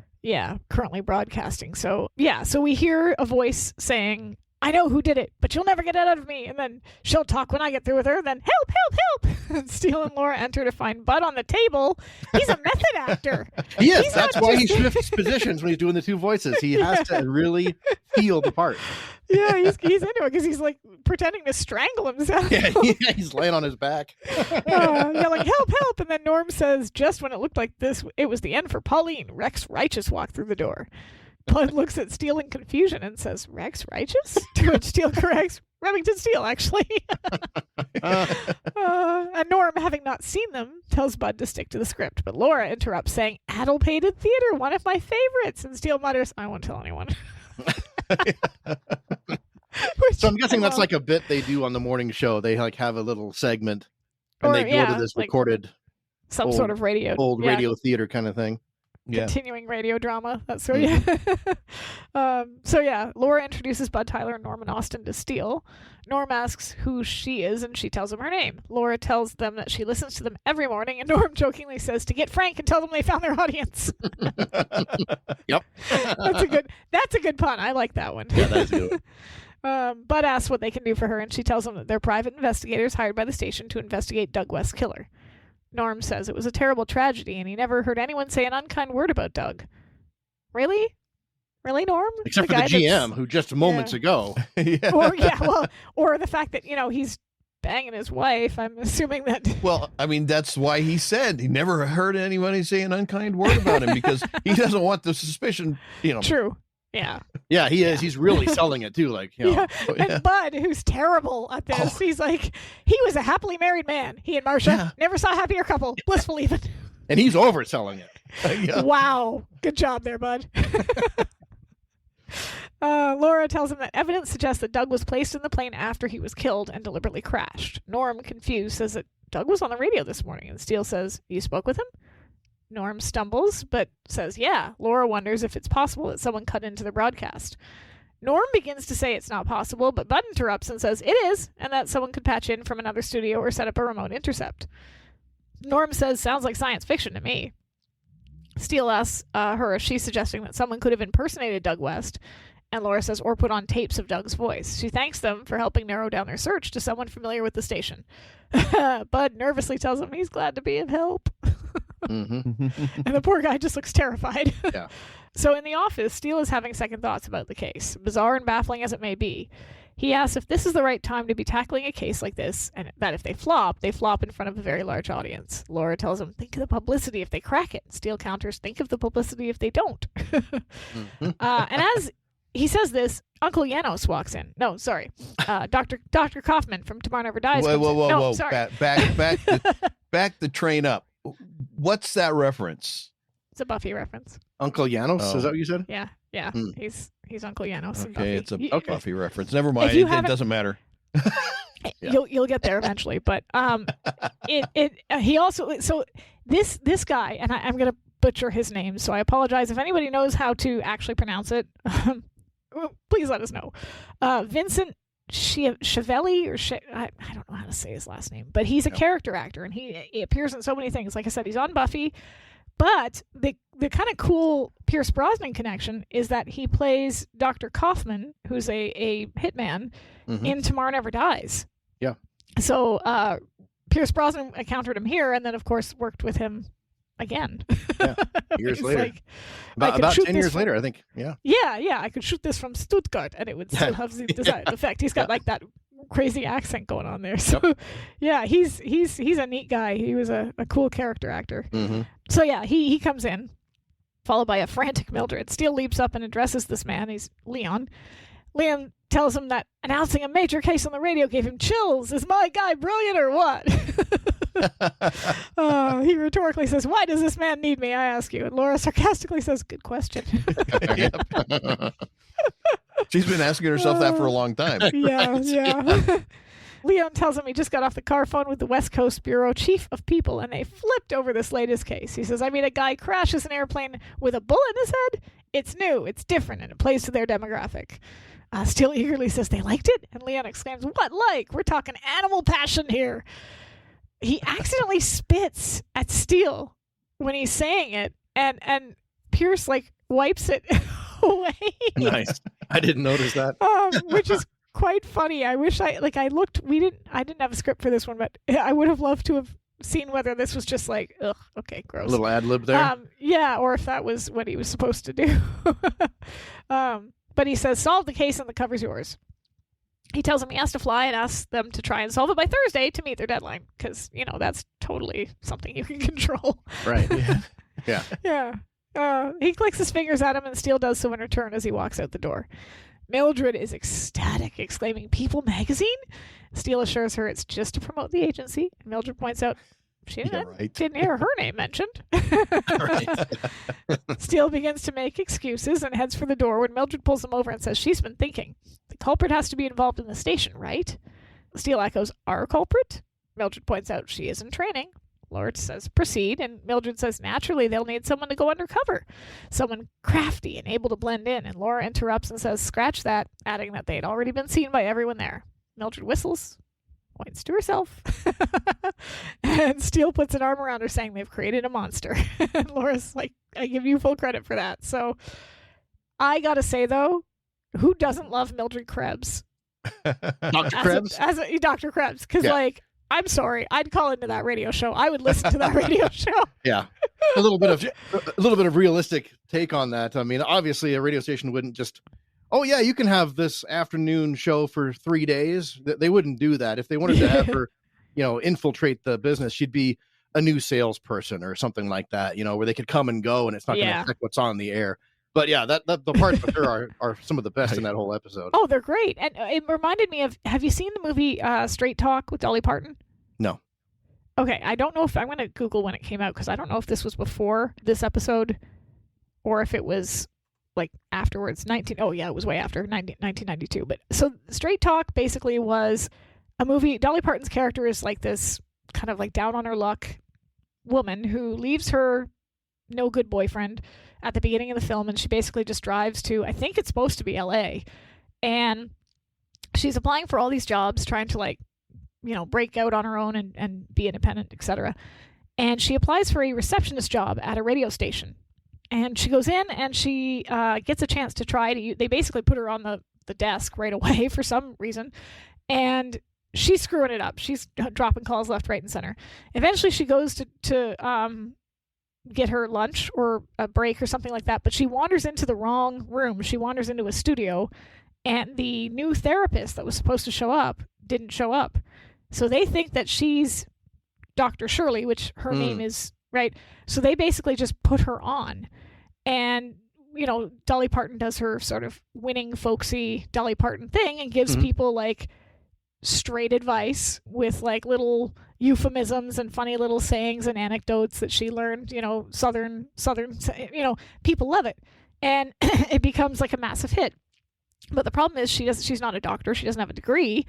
And they want her to call herself Dr. Shirley and pretend that she is a licensed psychologist. And sort of that's the plot of the play or the film, where she's pretending to be this person that she isn't and giving this advice. And then there's a reporter that's kind of determined to unmask her and whatever else. So this really reminded me of it, because Mildred is sort of doing the same thing in the way that she delivers her advice on the radio. Yeah. Well, the thing about Mildred is that when she's doing this this character here, she's obviously it's like her shtick is put downs and dump the guy, get rid of him. He's next. And people would listen to that. They don't care about the advice. They're not going to listen to that for the advice. No. They're going to listen for the put downs because it's so funny. Well, that's totally what it is, right? Yep. Like that's why you're listening. So and that's what's happening. We see Mildred in a studio. She introduces herself as Dr. Krebs and tells the caller they're on the air, and a woman says she thinks her husband's playing around. Mildred says, how long have you been married? 28 years. Any children? 3. He's a louse. We can soak him for everything he's got. Yeah, Doris Roberts is so good in that. Just love She it. lets go of that caller, and then Dr. Krebs, you're on the air. And another woman says her boyfriend likes to sing his college fight songs while they make love. And I agree with Mildred. He's sick. Dump him. Yep. She drops the call, and Frank Dix comes by and gives her a thumbs up. Right? And then back in the office, they're listening to Mildred on the radio, which is funny. But they're trying to get information off the computer, and Steele complains that they're there while she plays Sigmund Freud PI on the radio. Laura reminds him that he told her to spread her wings, remember? And he says, yes, but not at the expense of the agency. Wonders what happened to Mildred. Sweet, adoring, servile. And then Laura flat out says she found out her boss is a fraud, remember? Right. Yep. Ouch. Yep. And his response, sometimes the truth can be so unnecessary. Yeah, right.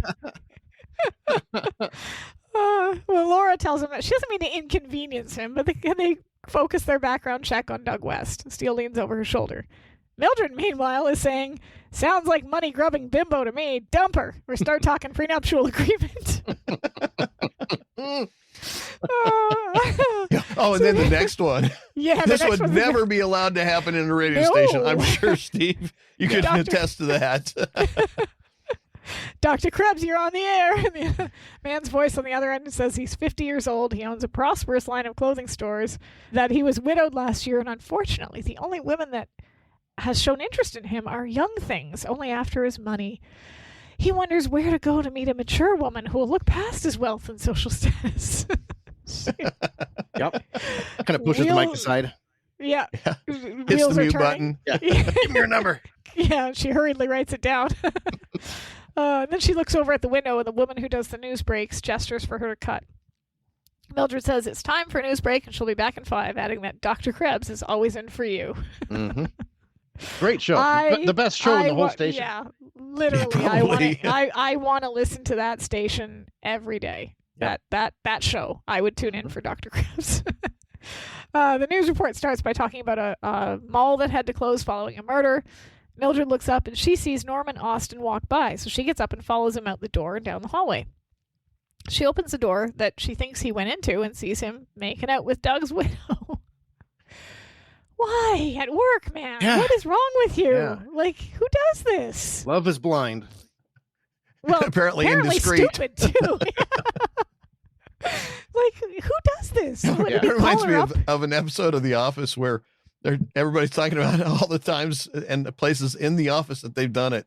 And Pat and Jim are looking at each other and like, we haven't. And so they go out and they have a 17 martini lunch, and they come back and decide, well, we're going to join the crowd and do it too. Yeah. So yeah, really weird that did he call her up and say like, yeah, come to work? Hey, anyway. Do a quickie here. I'm between shows here. Yeah. There's no way anybody from any detective agency is in this building right now, undercover. It's a perfect place for us to share a quick embrace.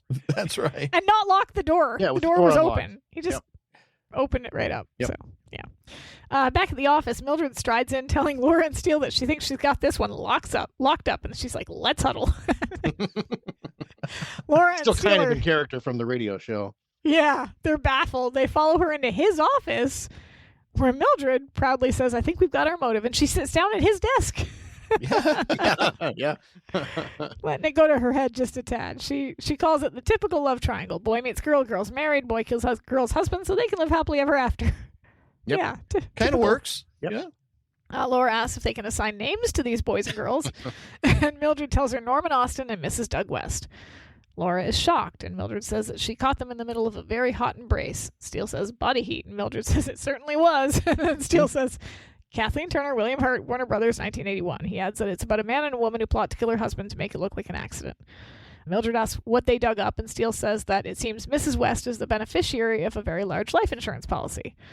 Mildred adds it could be a very nice windfall for a fading disc jockey facing forced retirement, and she adds that she found out that Tyler and Austin are losing their audience. Steele tells her good work, but Laura points out that they're overlooking his alibi. She says that Norman Austin was on the air when the plane blew up. She heard him. Mildred and Steele look puzzled by this. Can't figure that one out. So outside, they're walking around the fountain. Laura says it can't be Norman Austin. She's listened to him forever, and the only thing he's guilty of is making bad jokes. Yeah. Yep. Yeah, that one's definite. But that's when Steele says addle-pated theater. Laura's not following. He adds, they do all those silly voices. It's Tyler and Austin. They did it together. Laura says, People magazine has turned your mind to mush. He insists that he has something, but before he can say anything else, a car comes screeching around the fountain. They need to stay away from this fountain. Yeah, I was going to say, they've been forced to jump into it once before. Yeah, this is the second time it's happened. Yeah. So they need to just avoid this fountain or, like, you know, walk along the top of it or something. Like, Hey, doctor, every time I walk past this fountain, I get forced to jump into it. Well, stop walking past the fountain. yeah, stop walking past Stop the talking fountain. about the fountain, yeah. The look on Steele's face when he's grinning afterwards, it's just really goofy. It is, yeah. Well, and I love the little bit of business from Pierce Brosnan taking out the wet handkerchief and wiping his face with it. I'm sure they just came up with that. It's peak comedy. This is what I'm saying. Like it's. I saw an interview with him, and he said this a few times in various interviews about how he lost Bond at this time and how when he got it 10 years later, he was more ready for the role because doing Remington Steele was television. He hadn't done a lot of film at that point, and he was primarily a comedic actor. Like, that was the role that he was doing. And yes, there are some sort of Bondish moments in this show, but a lot of it's physical comedy, and it's very, very funny.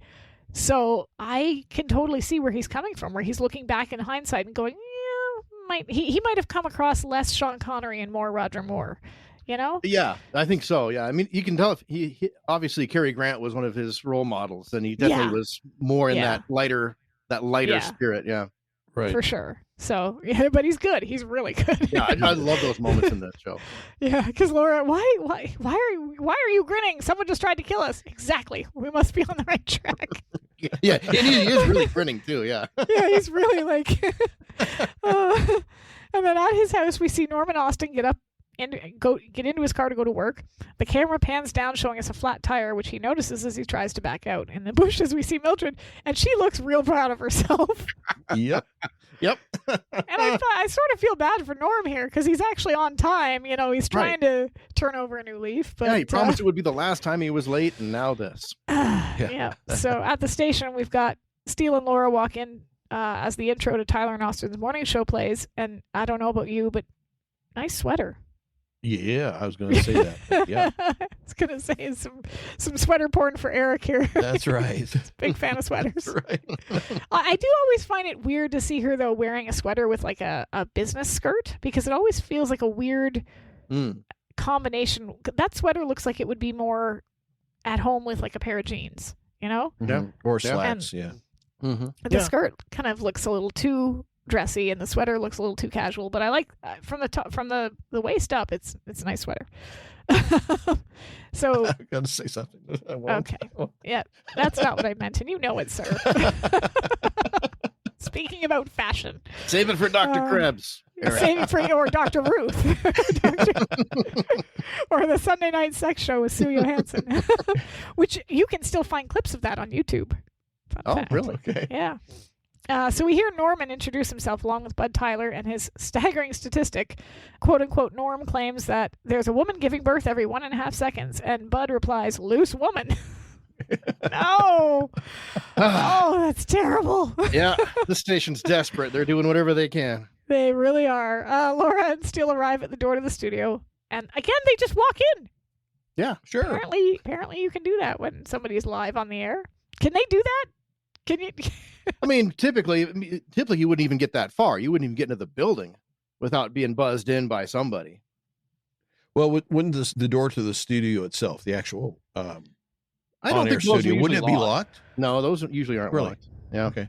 Yeah, usually the on-air light is enough to keep people out of it. Not them. Not them. No. Yeah, because we see Bud obviously just sitting there, and Bud is pretending to be both once again. He says he got some sushi last night, and then as Norm, he says, did you like it? And then as Bud, he says he doesn't know, but he got it home and cooked it. It wasn't half bad. I've always said that about sushi. Yeah. Well, I mean, this is one of those common misconceptions. It's not always raw. Right.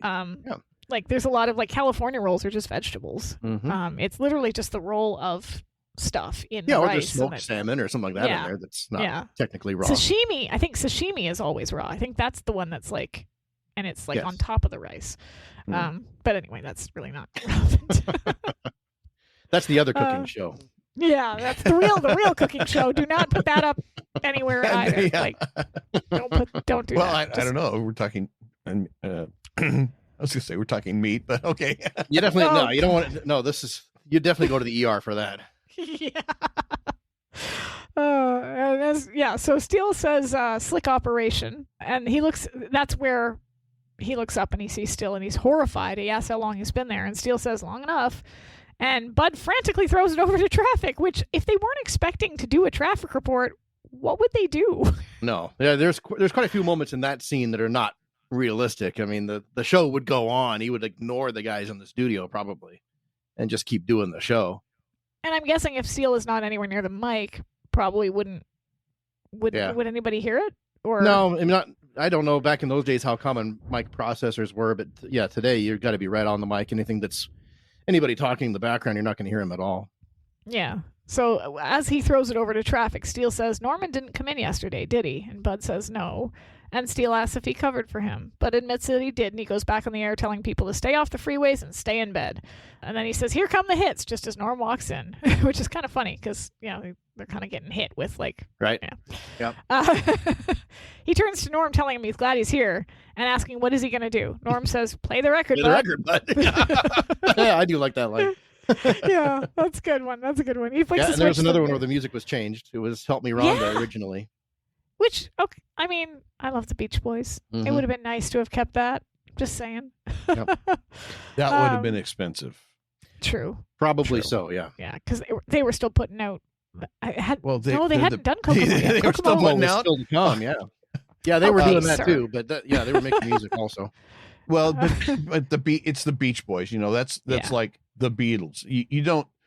It doesn't matter how old their hit was at this time, which would have been like 20 plus years. Yeah, they're still selling records. It would have still cost a fortune because it's the Beach Boys. Mm-hmm. I love the Beach Boys. Yeah. Anyway, the best song they ever did was one where they had a guest lead vocalist, John Stamos, Forever. I love that song. Yeah. I love that song. On an album that the Beach Boys have disowned.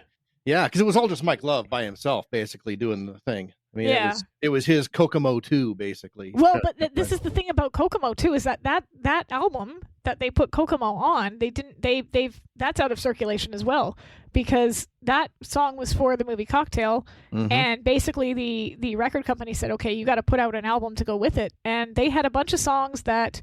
They had some older songs they threw on that record. They wrote a few new ones or just ones they had not used in previous albums, and they put out Still Cruisin', which is the first album I ever purchased.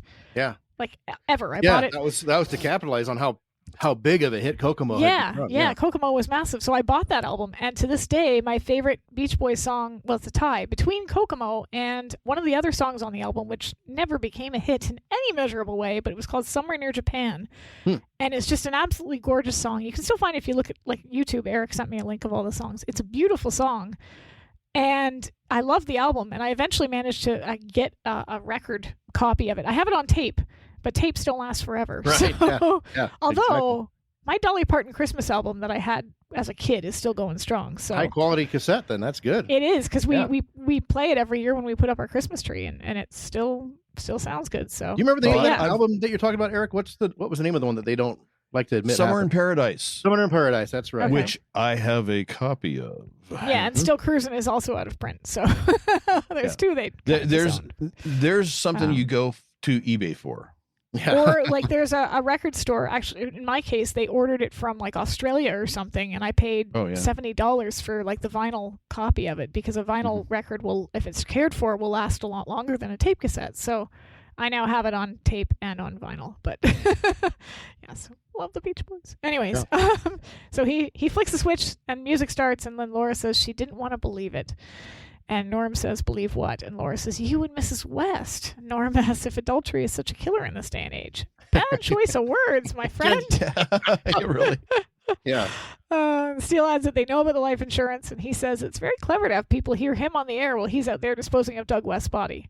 Laura adds that very fortunate that he has a talented partner who can imitate his voice. Norm realizes what they're getting at, and he says, "No, wait a minute. But Bud..." I love this. I love this. This is how you know he's not cut out to be in prison. I confess, he did it. He just immediately cracks. Yeah. What way to throw he him under the bus? cracks like an egg. Norm is horrified, and Bud adds, he did all he could. She wasn't worth it. She wasn't worth it.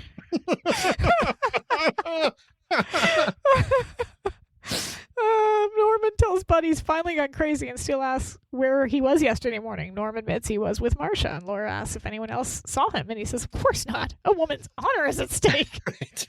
Yeah. I mean... Yeah, I suppose. What honor at this point? Your honor. Your honor. I was with the, that's what he's going to be saying. It. Mm-hmm. But Steele, under his breath, asks Laura if two killers can alibi each other. And Norm puts his headphones back on and says, I did not kill Doug West. Bud is whimpering now. Norm tells him to stop blubbering. Steele asks if he's going to deny trying to run them down last night with his car. And Norm tells him that last night he was at the lodge meeting and they can check that out. I'm assuming he means the Masonic Lodge? Something, yeah. Moose, elks, Shriners. Water buffalo. Water buffalo. I was just going to say water buffalo. We mentioned the Grand Poobah earlier, so. No, ma'am. National Organization of Men Against Amazonian Masterhood. Anyway, Married with Children fans will get that one, but yeah. So he was at the lodge and he can check that one out. And Bud stands up. Again, I drove the car. He stands up to say it, too. They're not even questioning him. He's terrible at this. Yeah. Norm is horrified, and he admits that he wanted to protect him by scaring them off. He tells Norm that he should have confided in him, as he cares more about him than Marcia West ever could. Is Bud into Norm? Is this an unrequited thing? And I don't mean that as a joke, but I'm genuinely wondering, is this meant to be a... I think it's a brother relationship. Yeah, they're partners. They've been doing this show for who knows how long. Okay. They probably started back together working comedy gigs before they even got the radio gig. They probably made tapes in with their childhood basements, and it just became a job. That's how I got into radio.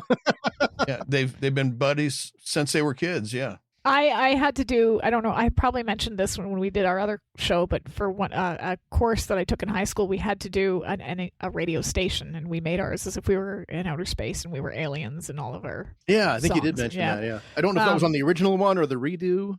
It might have been the redo. I don't know which one it was all on. The good stuff happened in the first take. It did. But I still have that tape somewhere. I still have it, and it still plays. Awesome. So that's kind of funny when I listen to it. I'm like, this is really bad, but not as bad as the KROT DJs, I have to say.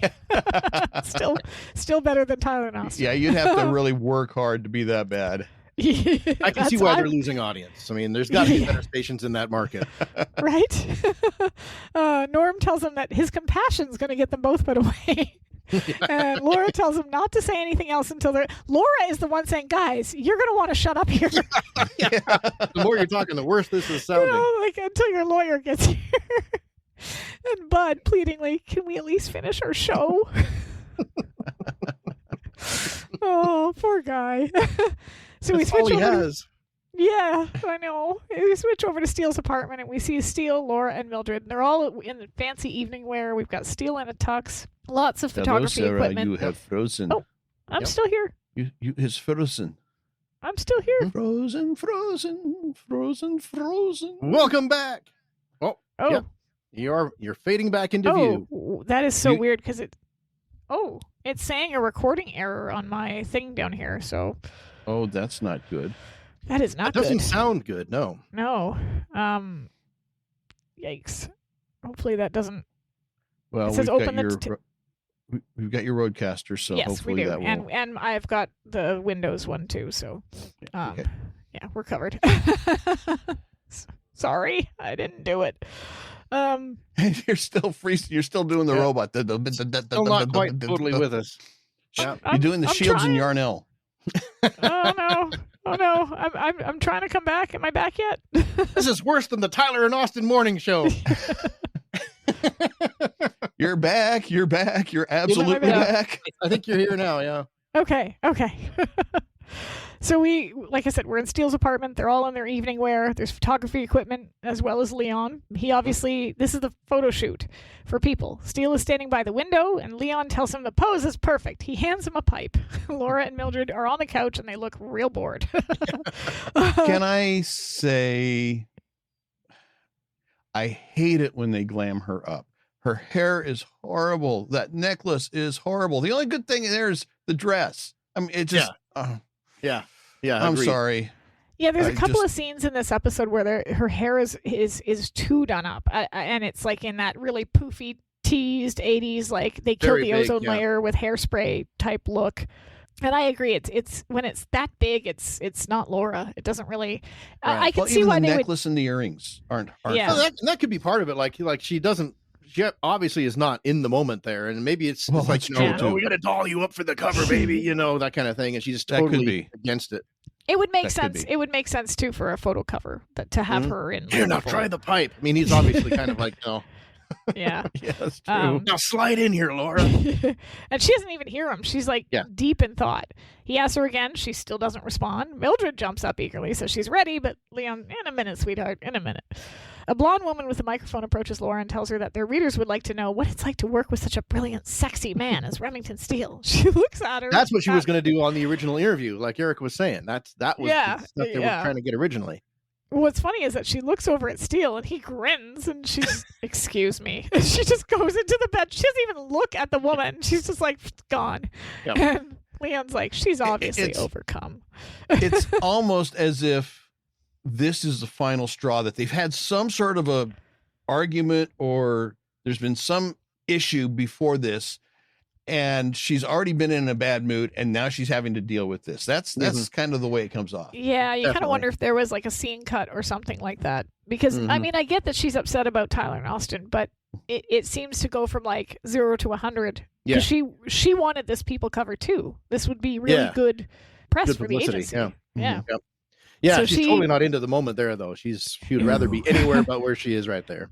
Yeah. Yes. So she leaves, and the phone rings. Mildred answers by saying, "Remington Steele, soon to be on newsstands everywhere." I know, like she had to answer his phone that way. I know. Was that his idea or hers? Probably hers, slightly sarcastic. Probably. Yeah. He gets up and he goes after Laura. She's in the bedroom looking upset. He tries to get her attention, and she says sadly, "I can't believe they did it."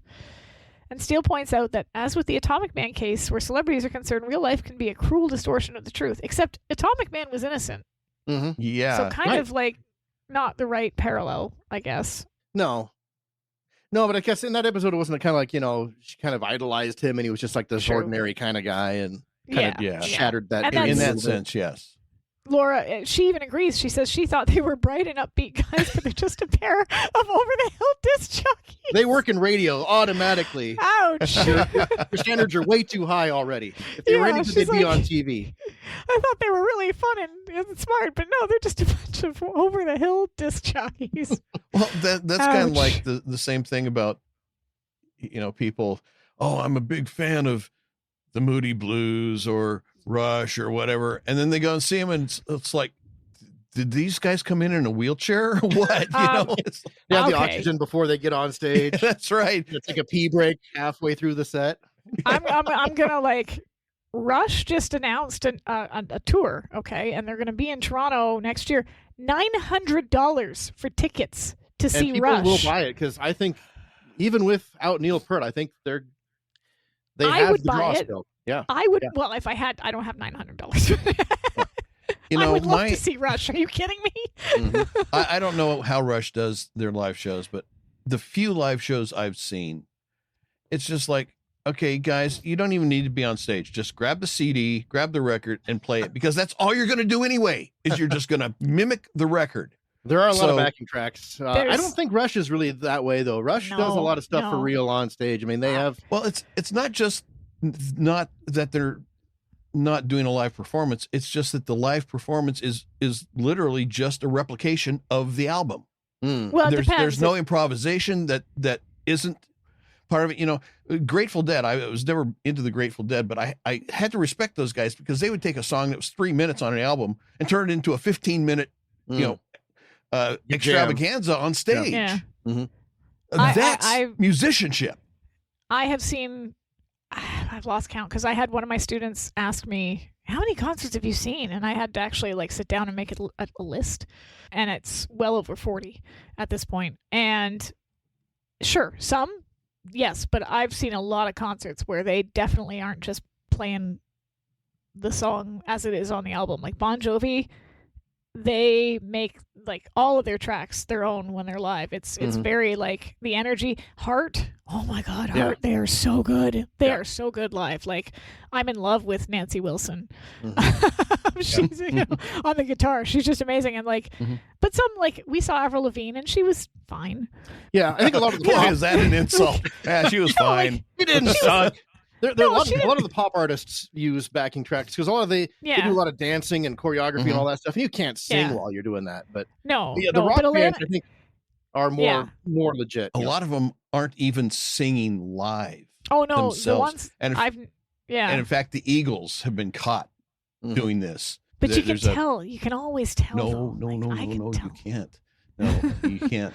It happens a lot more than people realize. Yeah. Yes. And for anybody who doesn't think that this thing is possible to do live and not be noticeable, go check out Wings of Pegasus channel on YouTube because he gets, and with the Eagles was one that he caught and they changed their act a little bit. They're still doing the same thing. They're just doing it a little more cleverly now.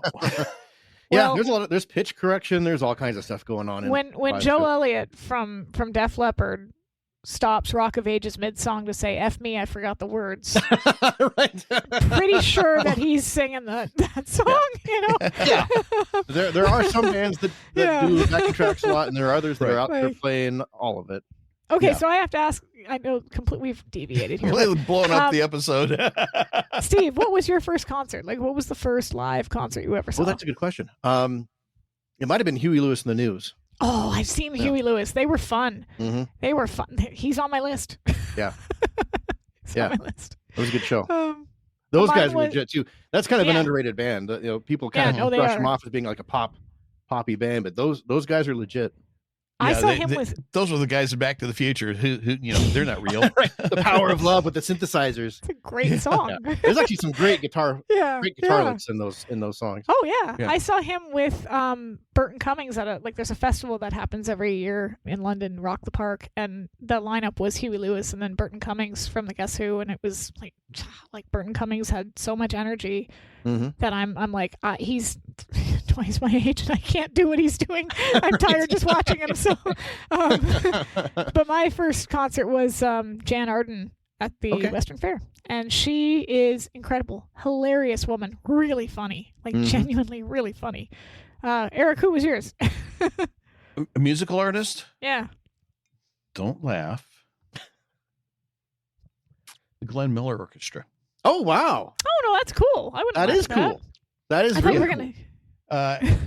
Glenn Miller. I saw Les Brown live. I think Les was still with the band at the time. He's deceased now, but I think he was still with the band at the time. I've seen Maynard Ferguson. John Clemmer played with our high school band. Cool. And I've seen like Doobies. I can't tell you my list; it would take too long. But I've seen a lot. Yeah. Yeah, 40 is quite a bit. It's over 40 at this point. I'm forgetting some because every now and then I'll be like, oh yeah, I've seen them live. I should put that in my list, and then I forget. Talking about Huey Lewis, though, I've seen videos of them doing a cappella live. That fan shot videos, and those guys are good. Yeah. Yeah, they one of the cover bands I was in for a while. We thought about doing a couple of their songs, and we tried them and we're like, we can't do it justice. Those guys, they're something. Yeah. I saw a cover band for the Tragically Hip. They were called the Practically Hip, and they were pretty good. Anyway, and if they're a really bad one, they would be the Broken Hip. And on that Norman Austin style. Yeah, I was going to say that's a Tyler Austin line right there. Back to the episode, Laura basically points out they're too worn down and too dumb to pull off an ingenious crime like the one they're dealing with. Kick them while they're down, Laura. Ouch. Well, but I mean, can you imagine that as a defense? We're too dumb to have done this. Yeah. Well, I mean, Bud is definitely too dumb to have done this because he's just like, I did it, it's me. Yeah, I confess, he did it. Yeah. So there's a knock at the door, and Mildred opens it, telling them that Norman Austin's on the phone from jail wanting to make a full confession, and Steele looks thrilled. Mm-hmm. At the courthouse, we see Laura and Steele. They enter a small room where Bud and Norm are sitting, and there's no police officer in this room. You would think they'd at least have an officer in there to listen to said confession, because they're not law enforcement professionals. Yeah. And they're not the lawyer. No, yeah, I get if this was a condition of their making the confession, we want these people in the room, then the cop would probably call them just to, tick a box. But like, it's they'd still be there recorded too. or something, you would think. You would think, because Bud asks if this is what one wears to a formal confession, which is funny because they're in their formal confession. Oh, bad joke. Norm tells him to shut up and says that they brought them in. They should be the ones to hear the story. Bud tells him, tell him. And Norm says there's no reason to keep Bud there. He killed Doug West by himself. Laura's not buying it. She asks him how. Norm says he shot him. Steele asks where. And it looks like Steele's kind of on board here with Laura because, like, he's questioning Norm just as sort of, like, rigorously as Laura is. Yeah, he's somewhere along the line from maybe the time they entered the room till this point. He's gotten a feeling that something's not right. Yeah, exactly, on the drive over, I think they had a conversation about it. Could very well be, yes. Could have been, yeah. So then, adding that it all happened so fast, and Laura asked him, yeah, because like doesn't Bud like kind of like rub his forehead like? Yeah. I shot him in the head. Yeah, that's where it was. Laura asks when he boarded the plane the other day whether or not he gestured to the controller. Norm says yes. He saluted, but Laura corrects him, saying, no, you gave a thumbs up. He hastily agrees. Yeah, he gave his famous thumbs up gesture. Laura continues saying, then you flew to Malibu Canyon, which he agrees, and Steele asks, what then? Norm says he bailed out, but Laura says, no, you landed. Norm claims, but I thought of bailing out. At this point, Laura's had enough. She says, it's time to end this little charade. Neither of them killed Doug West. And Bud's like, does that mean we can go? Sure. Like, wasted police time, false confession. Yeah, just go ahead. Yeah. And also, Laura wouldn't have the authority to say that either way. Like, no. She says, but I'm Bud's afraid. not all there. No, he's not. No. She asks why he would try something so foolish as a false confession, and Norm says that he can take a bum rap, and this place isn't much worse than the station. Ouch! Better hours too. Oof. That's rough. I mean, there are some radio stations where that probably is true. I would think any station in Los Angeles probably a little better than some of the real rundown I would think ones. so. Yeah. He points to Bud and tells him, "Look at him. He won't last a month." And poor Bud makes That's no very move. true. Yeah. He makes no move to disagree. Like, Bud is just like, no, I'm pathetic. I know I'm pathetic. It's fine. But Norm really sweetly says, he's my partner. He's been the butt of my jokes for 20 years and never complained. He's covered for me more times than I can remember. He says he wouldn't be in jail if he hadn't tried to protect him. He thought it was time to pay him back. And then Bud says, that was beautiful, Norm. Norm's like, shut up. Shut up, Bud. Oh, I really like these two. Like, their cheesiness aside, like they're quite sweet, like as friends, right? If they lose their job doing the mornings on the station, they need to find another gig where they get to do something together. They're going to be in the retirement home doing like the retirement homes, like just stand up on the stage for all the people there. Like the two old guys on the Muppets, you know? Yes, Statler and Waldorf. Yeah. So we go back to Laura's loft. Steele is doing damage control on the phone with Leon. He reassures him there's no need to kill himself. He's a little dramatic. Leon's a little dramatic. Just a tad. Yeah. And then they can still wrap this up by Thursday. Laura's pacing behind him when he hangs up. Steele asks Laura to get inspired, and she admits that this is the tightest frame-up she's ever encountered. Whoever did this had to know that Norm visited Marcia every other morning. Steele sarcastically said now all they need to do is ferret someone out and pin it on them. Mm-hmm. I mean, so easy. Sure. That's ethics. So now the phone rings. Laura picks it up and says hello. It's Mildred on the other end, but she's at the station. Before she can speak, the door opens and Ryman Lyman appears with his guitar. Mildred says she's got something for them, but Lyman says he's got something for her, and he begins playing his guitar, singing, "Hey, got a question? Got a question of dysfunction? Call up Krebs." Yep. And Laura's on the other end of the phone, just listening to the whole thing, like just waiting for Mildred to say something. She does. She tells him he needs help to beat it. And then once he's gone, she tells Laura that Rick Badham has moved into Tyler and Austin's drive time slot, which this wouldn't really be, I don't think this would be a clue, because they'd have to replace it with something, would they not? Yeah, and moving up in the ranks would be the logical thing to happen. Yeah, if he's, like I sort of suspected, if he's the afternoon, putting him in the morning would be... Yeah, unless the station was like dead set on having a two-person, wacky back and forth type show, and they put this guy on by himself. That's a little odd, but I doubt it. More people to pay. But keep in mind, that's true too. Keep in mind though that Mildred, as a novice investigator, is like that person who has a hammer and sees everything as a nail. She thinks this is a massive clue. Yes, true. Fair enough. Yep. Fair enough. Yeah. Yep. I got it. Yep. Yeah. Outside right. but to be fair, she did sort of like lead them kind of in the right direction with yes, but a stopped clock is still right twice a day. Fair. All right, fine.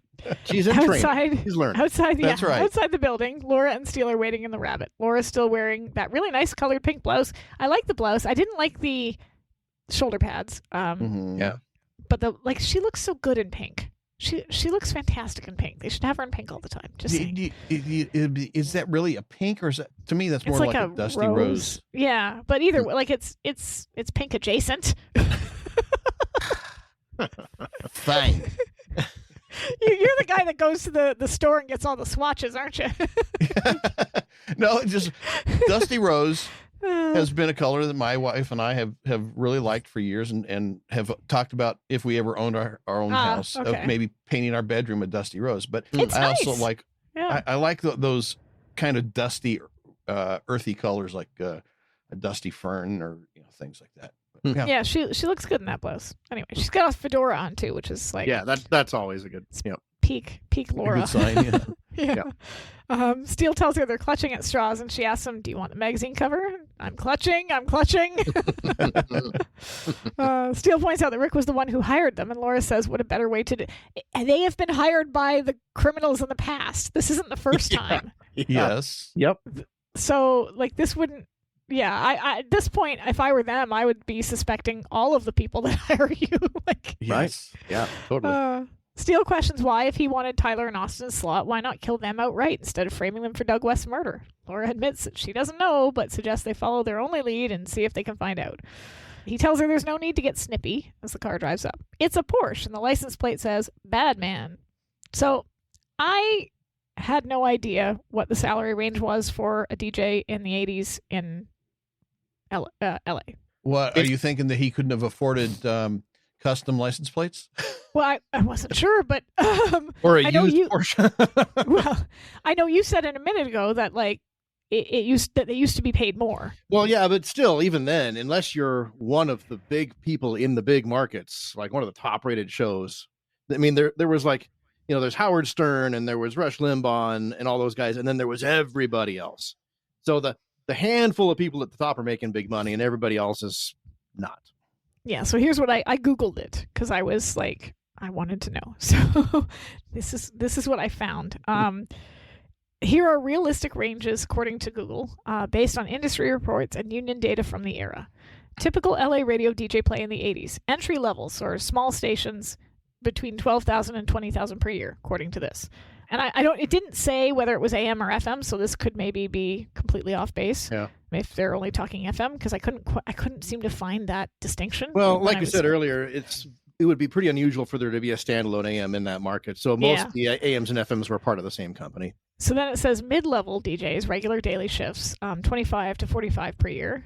Established DJs in major LA stations like KROQ, KIIS or KISS FM, KMET or KLOS, 50 to 90,000 plus per year.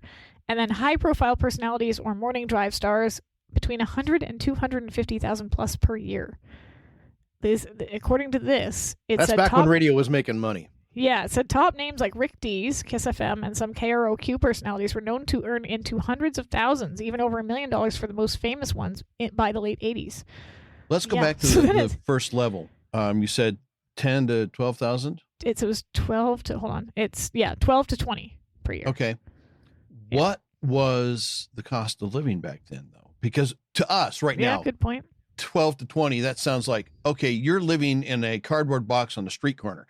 Back then, I don't know if you could afford the rent for the cardboard box, but okay. Well, that's true. That's true. Is that 1980s dollars you're looking at too? Is that 80s dollars? Yeah, it was 80s money. Okay. So you have to put that in some sort of a context, and I'm sure that it didn't provide that. But yeah, what was the income level back in the 80s?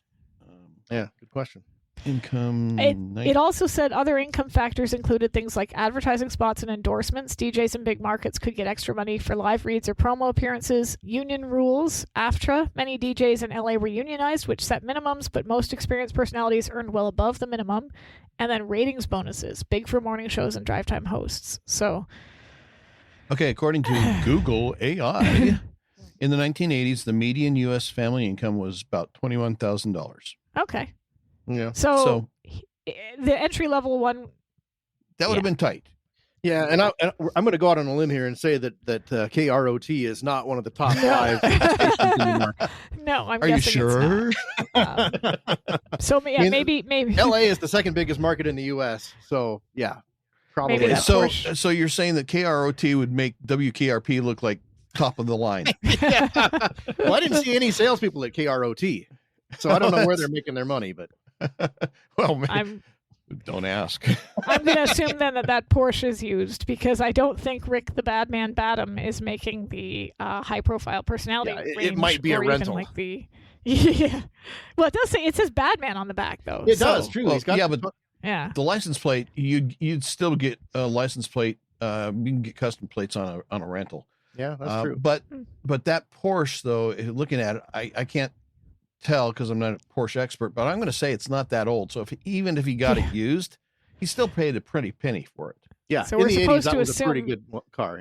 Yeah. I guess we're supposed to assume that he's making good money Big somehow, bucks. but I don't know. I just find that hard to believe given how cheap Frank Dix is. Well, now he could be the kind of personality that Rick is. Could be living in his parents' basement. Sure. And all of the money he made went to that car. He's totally the kind of guy that would do that. We find out later that he's involved in piracy. So there's where a lot of his money is coming making from. some money on the side. Yeah, that's true. That's right. We're about to find that out actually, because that's when Laura says, "Okay, Badham, let's see how bad you really are." And they follow the Porsche, and we can see her bumper sticker. I saw that. Good? Was good. Beautiful. Now Laura has a bumper sticker that says 14 KROT. I don't.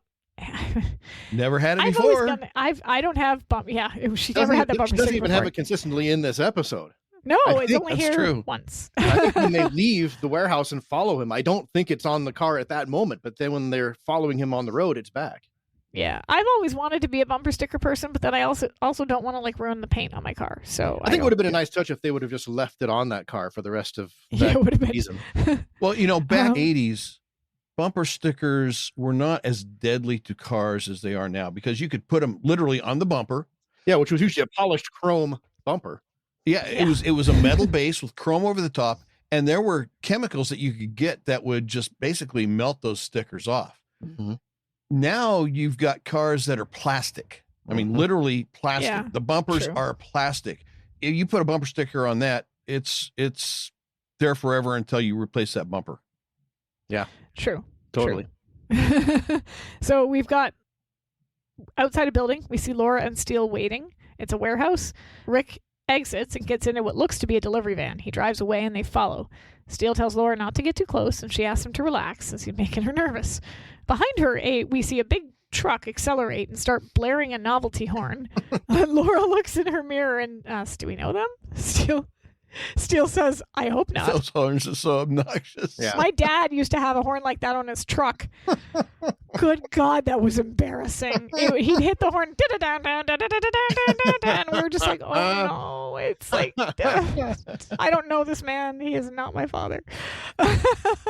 So yeah, they're hitting the horn. The horn continues to sound, and we hear someone say through a speaker on the top the truck, "Please pull over. You've just won that KROT sticker giveaway." And Steele leans back and yells, "Go away. We don't want any stickers." I like that. Yeah.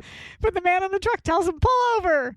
We see Rick look behind them and realize who's following him. He makes a sharp left turn, and so do they. The truck pulls up alongside them, and the man yells, "It's your bumper sticker. You win."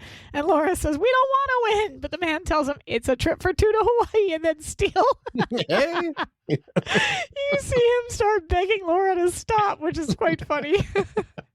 So they pull ahead. He's tried to get her to Catalina. He's tried to get her Yeah. to all these other places and failed. So this is his chance. Yep. Or how to, no, it doesn't It's work. a sign. They pull ahead of the truck once more, and we see Badham, in desperate bid to get away, make another sharp turn, and he smashes into a bus, the bus into another car. He jumps out and makes a run for it as Steele and Laura nearly get hit by another truck. They jump out and they open the back door to the van, and they start pulling out records. Laura reads the one she's holding, "Cool Fire." Steele says, "Miserable group." Now, I looked into it because I was wondering, is this a band that I just don't know about from the 80s, like I missed out on? Technically, yes, there is a real band. It actually refers to multiple acts, but one is a cover band that plays classic contemporary rock and blues, and another apparently is a popular wedding event band in Spain that performs genres like soul, Motown, and disco. The cover band formed in 2016, and this band plays a mix of classic and contemporary rock and blues, and they are based out of Los Altos in California. So I sent them a Facebook message. I should have sent an email, you're right. It didn't occur to me, and then I didn't want to look weird and like pushy, so I didn't. But I sent him a Facebook message, just sort of like, "How'd you get your name?" Yeah. We want to know. Jumping back just a minute, the radio station van with the funky horn and the light bar. Mhm. Yeah. I'm going to guess they would get arrested for that. Not for the horn, You for the would light bar. think. Because that is very much reminiscent of a police light bar from the 1980s. What are the colors? It has blue on it, doesn't it? It's red and blue. Yeah. Yeah, you can get away with it if it's like yellow but red and blue are totally not legal for civilian vehicles. Yep. Yeah. So they would be in deep doo-doo for that. Yeah, you would have to have yellow or some other non-official emergency color. Right. So Anyway. Cool Fire, if you're listening to this, please tell us how you got your name. Yeah. and even if you didn't, still say it was this, because why not? Yeah. Well, there is a song. There is a song called "Cool Fire." It was originally recorded. I'm trying to do this off the top of my head. Oh, who did it? Song. Let's see. Cool Fire. According to Google, Beasts of Bourbon. That's a good name for a group. But also Chewy, Cool Fire official music video. There's a few. That's not the one I'm thinking of. Well, these guys in this show, they did a song. I mean, the song they listened to, they're saying "Cool Fire" in the song. So it's these guys did a song called "Cool Fire" as well. Well, I know Sean Cassidy did the one that I'm thinking of, but it was written by Todd Rundgren. That's it. Oh, okay. Yes, Okay. Todd Rundgren tune. Of course, Todd Rundgren produced Sean Cassidy's last album, so Right. there was a lot of influence there. Yeah. So the truck pulls up. The guy jumps out and runs up to them with the microphone in his hand, saying, "What's your favorite radio station?" And He's persistent. You know, if that were me driving that prize van, I would just find another one, because They're like, obviously okay, you don't want to win. Go find they're another. not bumper interested. sticker. You know, I've heard of at least one situation where somebody was asked what their favorite radio station was after having won a prize, and they said something else. Yeah. They said a totally different station. Yeah. Ouch. Yeah, those kind of things. You kind of want to lead them into it. You don't want to just like, oh, I listen to the other guys all the time. Yeah. And that's why you don't do those things live. Yeah, totally not. Did Laura and Steele actually get the prize though? It remains Right? unanswered. Like they stopped. That's a good they talked- question. yeah, I'm kind of curious. Write the fan fiction. Someone write it. Well, Anyway. we know that this guy was persistent. He was not He going was to give that prize to very, anybody else. So Very I think persistent. I He think was they did determined. get it. Yeah. maybe his shift didn't end until he found somebody, and there was like nobody with a bumper sticker. Right, there were no bumper stickers all day long. This was the only one I saw. So he's like, right. no, they're getting this prize whether they want it or not. It's happening. Yeah. Anybody that has enough balls to put one of our bumper stickers on their car deserves the prize. Exactly. So we go back to Laura's loft. We can hear the album playing, and she stops it and says it's brilliant work. Steele says it was awful. Laura says, not the music, the copy. It's a total counterfeit. Here's my question. Mm-hmm. When she says counterfeit, does she mean that somebody, like it's a cover band, it's not the actual band? Or does she mean that it's like, it is the band, but they've made copies of it and they're selling the copies? It's a counterfeit copy of a legitimate record. Yeah, they've Okay. taken the promotional record, handed out to the radio station, and they're Got making it, copies okay. of it. Got it. So it's Yep. pirated. It's not really a counterfeit then. Well, Correct. no, 'Cause it- counterfeit is the correct legal term, I think. Yeah. But wouldn't it counterfeit imply that it's fake, that it's not really like It is the fake. band? It's Yeah, not yeah. a legitimate copy of the original album. It's a counterfeit copy of the original album. Yeah, Okay. I think counterfeit's But- probably correct. Yeah, I mean, It just Pirated kind of would- confused me. kind of be along the same lines though. But typically, you would think of a pirated like somebody just making a bootleg on a blank cassette or something. But this is an actual Yeah. with the jacket and the pressing of the record. It looks exactly like the original. So Right. the only real difference between it and the album itself is who's making the money from it, correct? Mhm. Okay. Pretty much, yeah. Got it. Now- All right. There's different levels of quality in these counterfeits. I mean, some of them, they literally took the original album that they bought from the store. They played it onto a tape recording system to make a tape that they pressed their copies from. So you've got all the surface noise, and then they would photograph the original cover and use that to make their, I mean, it was obviously bad, but there were others that were virtually indistinguishable. Now, it got to be so bad, and Steve, I think you can probably affirm this, it got to be so bad that at one period, and I think it may have been in the 80s or the 90s, that when record companies started sending out promo copies of albums, they would send out different versions Mhm.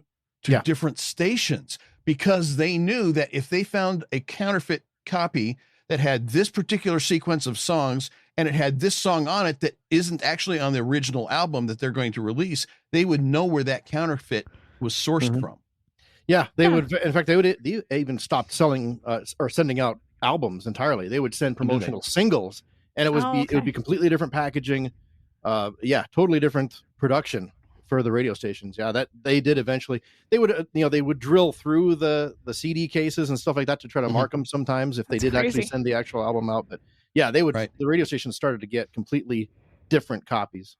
See, I had no Yeah. idea that was a thing because, like, when I was thinking, yeah.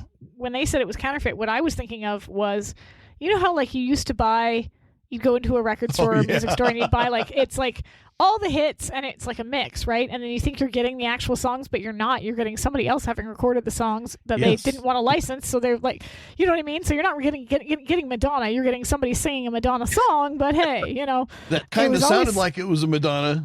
Oh, it was always such a tease. You'd put it in there and you'd be like, Oh, yeah. this, it's like crazy 80s, crazy 80s, all of the 80s hits. And you're like, this sucks. This isn't, Yes.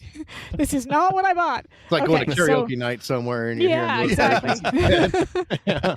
Okay, so it is the album. They've just copied it and they're selling the copies and making money from it. Yes. Yep. Got it. Okay. And this, by the way, this is where we get all these fantasy numbers from record companies now saying that digital downloads have cost us $10 million per year. It's- No, you're just making numbers up, and that's just, Yeah. So Yeah. then, yeah, Mildred says she checked, and that album is not due out for another month. Laura adds that only a handful of DJs were given copies, and Mildred swiped the real one from the station. She says it's the perfect setup. Rick copies the albums he gets at the station. Mildred adds that when the real album comes out, he's ready to flood the market with counterfeits. Steele comments on how it's a wonderfully ingenious scheme, and you can tell he's really like, this Impressed. is low Yeah. overhead, high return, useful market with continuous income, looking for a sound that's easy to dance to. A man can make millions. And Laura just, the look on Laura's face, and it's always one of those moments where he's just like admiring the craft, and she's just like, Yeah. "What is wrong with you?" Like, Yeah. it's great. You And then can he just, admire somebody's craftiness and their skill right?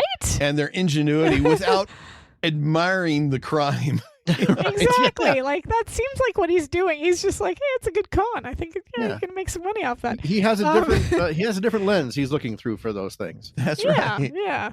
It's funny because that song that the Cool Fire album is playing reminded me a little bit of another band. It's an 80s pop band that their career didn't go anywhere. So I will totally understand if neither of you have ever heard of these guys, but they had a song out back in the 80s that and this is when I was so young that I didn't understand that you couldn't just get your song. Like when I was a kid, like I used to say to my dad, "Can you put on this song?" And he's like, "No, it doesn't work that way, honey. You have to wait and see if they play it." Because I would always ask for Kokomo, and I would ask for this other song, and he had to try to explain the radio to me. Like that's not how it works. But this song was called "Kiss You When It's Dangerous." And it was by a band called 8 Seconds, which is about how long their career lasted. That one would never get on my radar. Yeah, you can find it. There is a music video on YouTube. It's grainy and it looks like it's been copied right off Much Music's, channel. Somebody copied it off it. Probably but what it was. Yeah. Sounded a little bit like this band here, so it made me think of them. But anyway, I wonder. I just had a thought. I wonder if they I wonder if the studio replaced the original Cool Fire music, which was probably just license-free, royalty-free library music. I wonder if they replace that with something else. That'd be funny. Yeah. As far as I know, the Cool Fire music did not get changed. My copy from A&E, I think, is identical to the DVD. More's the pity. Or did the band that did the Cool Fire, did they do all the other replacement music? Hey, maybe. Yeah, that could be the case. Yeah, but Laura looks at Steele and she's appalled, and he changes the topic. You're absolutely right. What has this got to do with Doug West? Laura says that's what they're going to find out at the warehouse where Rick Badham picked up these albums. So we get a scene change. They're opening a window in the warehouse, breaking in their crime clothes. They climb through it. They split up. Laura goes into an office. She begins to poke around at a desk where Steele he's in the other room. It's got like a bunch of equipment. In a drawer, Laura finds a ledger with Doug West's name on it. She runs her finger down the page and sees a bunch of entries, obviously airports that he flew in and out of. Yeah, it's like a pilot's logbook. Yeah. She tells Steele that she thinks he has something. He comes over and Laura points to the ledger, saying that from the looks of it, Doug West was flying more than traffic reports. Steele says that the plane would increase the distribution and make it impossible to trace anything back to the plant. Wouldn't it, though? Like, if you... he's logged it. Like, you log your flights. Right. Mm-hmm. So I would think that would make it really easy to track. Well, I would also think that if he's using the station's plane... Yeah. That he's also using the station's account at the airport for fuel. Mm-hmm. And I would think a general manager of a radio station who's such a tightwad would be asking questions. Why are our fuel expenses so high on this traffic airplane? Yeah, exactly. Totally. Yeah. But hey, wavy. Laura pulls out another ledger and looks through it, deducing that all of it was being split 3 ways. They know Doug and Rick. Now all they need is the third man. Steele says, well, if it wasn't Orson Welles, he can't be of any immediate help. She looks at him and he's like, third man, Joseph Cotton. She's like, yeah, I got it the first time. This is they've entered old married territory. Yeah. Where she's heard all of his jokes and she's not impressed anymore. Yep. I got it. Yeah, third man. Haha, very funny. I do like that though, because it's not like they don't know where he's coming from. Now she's like, I totally know what you were saying. You don't have to explain it to me. Like, you don't have to explain it. They hear a noise, and this is a weird, these were some weird sound effects. Yeah, some grunting and then they run out of the office and it sounds like something's rolling, and then they follow the noise and they see a door close. Steele chases after it, but Laura stops to bend down while he goes on ahead, and she's bending down to examine Rick on the ground.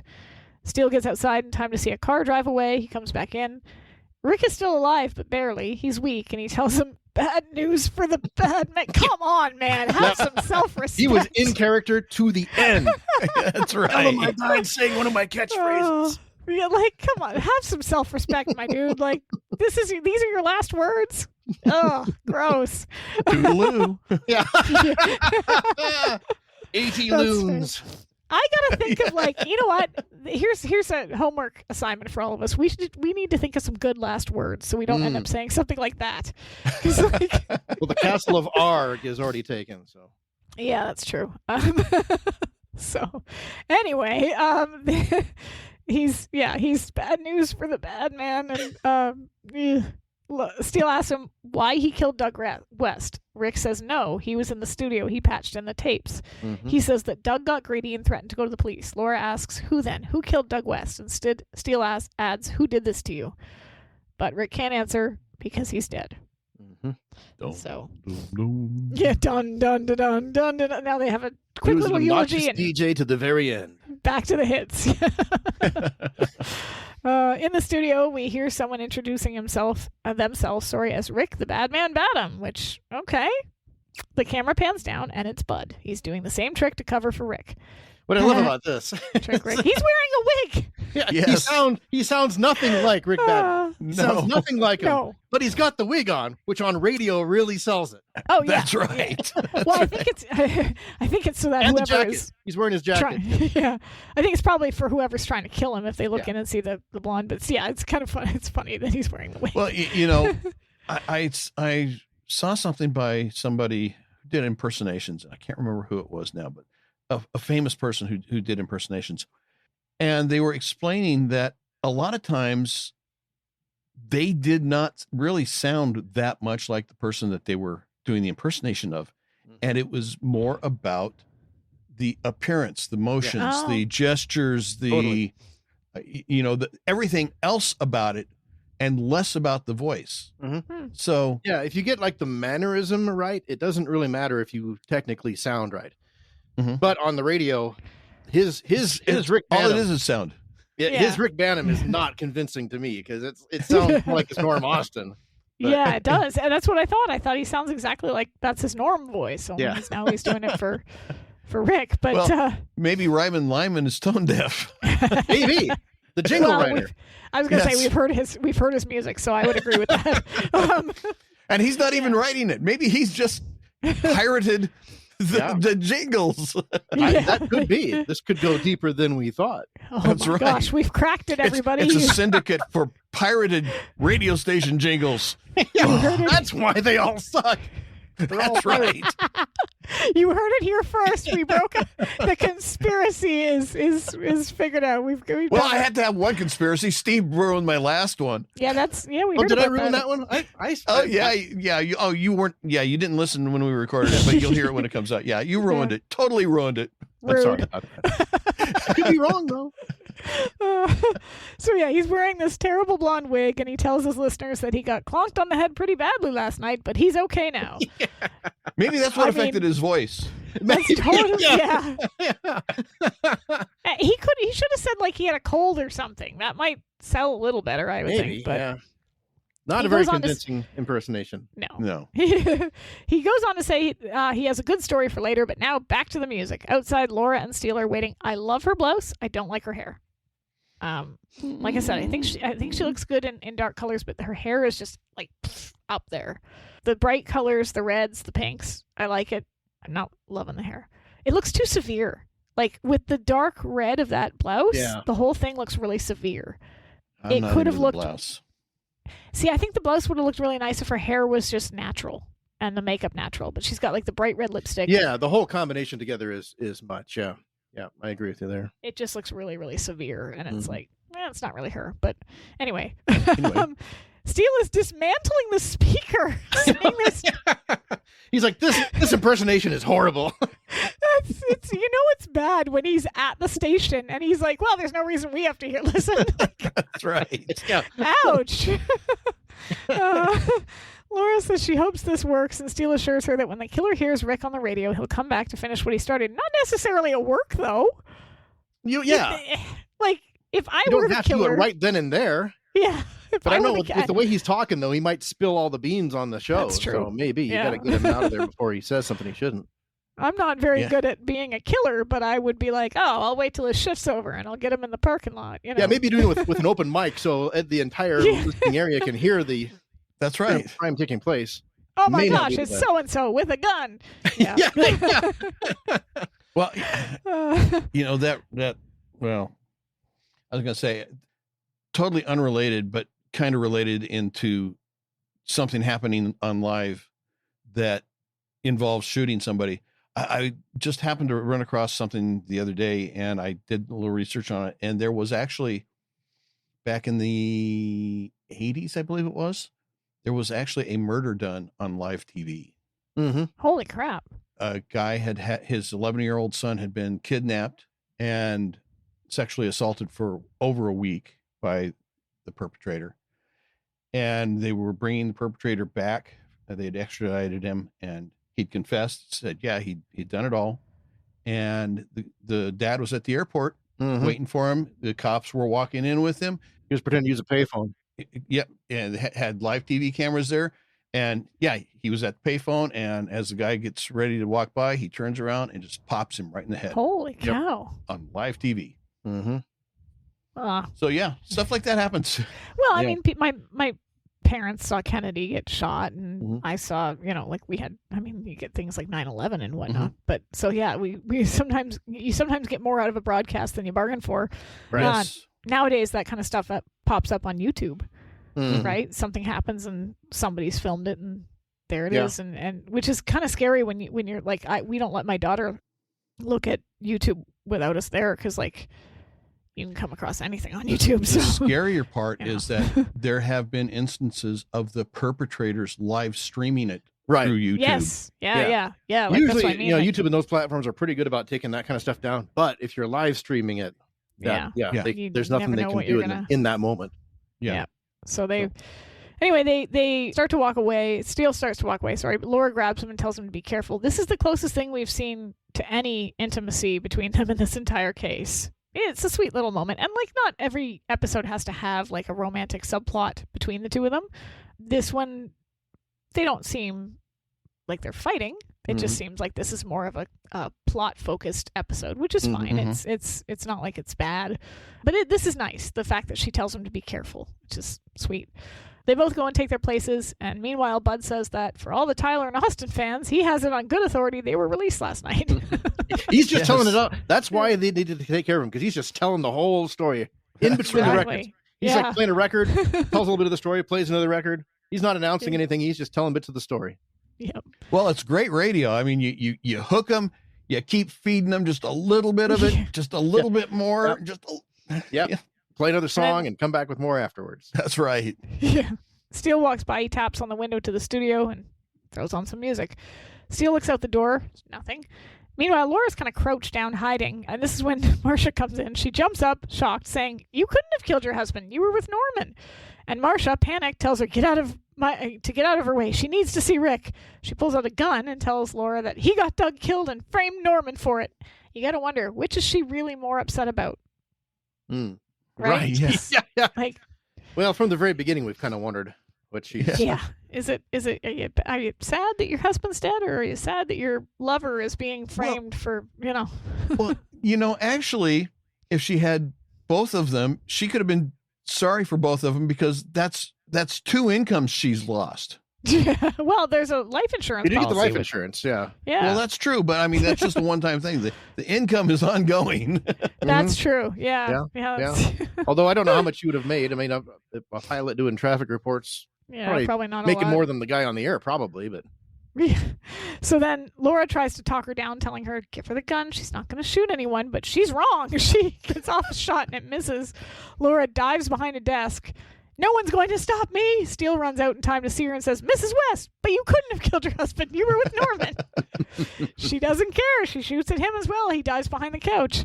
Laura's head pops. This is funny. This is like whack-a-mole with gunshots. It's hilarious because every time, Laura's head pops up, she tells her to put the gun down. She points it at her, and then Steele says, "I thought she was with Norman." She points it at him and shoots. Laura replies, "She was." Shoots at Laura. Steele pops up. "Why is she shooting at us?" Right before she hits a cactus, and Laura says, "She's distraught," as she hits a jar of candy. That explains everything. And then Steele says, "How many is that?" Laura says, "I've been too busy ducking to count." Which fair. I would not have been counting either. I was watching it and I didn't keep track. Yeah. I did as I was watching it, but only because I knew that line was coming up. But still, yeah. But you still lost count, didn't you? No, I was, yeah. But she turns to shoot it again, but the gun is empty. Before anything can happen, another gunshot is heard. Laura jumps up, leaps onto Marcia, getting the gun, while Steele runs in the direction of the gunshot. Inside the studio, poor Bud. He's fending off the attacker who's shooting at him, having mistaken him for Rick, throwing album after album as he hides behind the desk. Yeah. And this reminds me, have either of you seen Shaun of the Dead? No. It's a zombie horror comedy, so it's. I've been told to see it, but I have not seen it. It's really funny, and there's a moment where the zombies are coming after them in the backyard, and they've grabbed Simon Pegg's character's record collection, and they're going through the albums to throw at the zombies, and they're deciding. He's like, Madonna, or no, not that one. So it's this one, yeah, throw it. And they're like, they're only throwing the albums that they don't care about. This made me think of that, like, but except Bud's not being nearly as picky about what he's just playing whatever he's got with him there. Whatever he's got. Yeah. Well, it's only an AM station, so the albums that they've got are probably not worth saving. If it was an FM station, we might have to talk. Well, originally they had the Beach Boys and whoever did "Leaving on a Jet Plane" in that version. That's true. In this version, they've just got some generic stuff and Cool Fire. So terrible. Fling away. Yes. So yeah, Steele runs up and tackles the man to the ground, punches him out. Laura and Marcia run up behind them, and Laura is shocked to see Ryman Lyman is on the floor. Mm-hmm. Marcia calls, and okay, I'm confused about this. Marcia pokes her head in and says Bud, and then Bud whimpers Norman. Is he calling for Norman? I'm not sure what he's. Yeah, and why is Ryman Lyman shooting at? I mean, he obviously by now knows that's not actually Rick Banham in there. You would think, unless he needed his eyes checked too. Like, and the wig is all like sideways. And... Yeah. But yeah, I don't know why he whimpers Norman's name. Like that confused me. He just missed his buddy. He wished he was doing his show with his buddy. I guess. Wished he was. If we're gonna get shot, I want to get shot with my buddy. Mm-hmm. It's kind of like a kid that's lost, and they're calling for their mom. That same type of thing. It's security. Yeah, I mean, Bud's got nobody. Norman's his only guy, so his only friend. Bud. I just want to hug him now.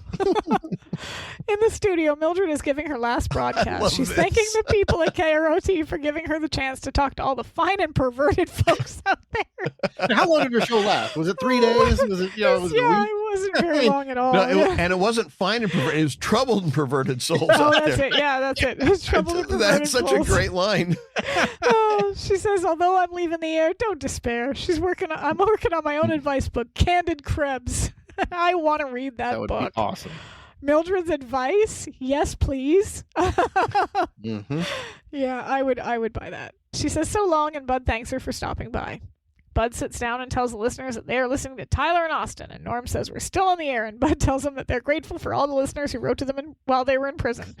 Norm says he didn't see those letters, and Bud lists one piece of paper saying, sorry, I got it right here. That's it. We heard from our fan. Yeah. That's funny. I'll give him that. That one's cute. Yeah. He says, speaking of thanks, this next one goes out to two very special people, Remington Steele and Laura Holt. And I'm guessing this one is another switch because the song that plays, I'm a Witness to Another Crime. It was Thank You for Being a Friend originally. Yeah, I remembered that. And that makes more sense. Mm-hmm. But of course, we can't have it making sense. That would just be terrible. Nope. Stop making sense.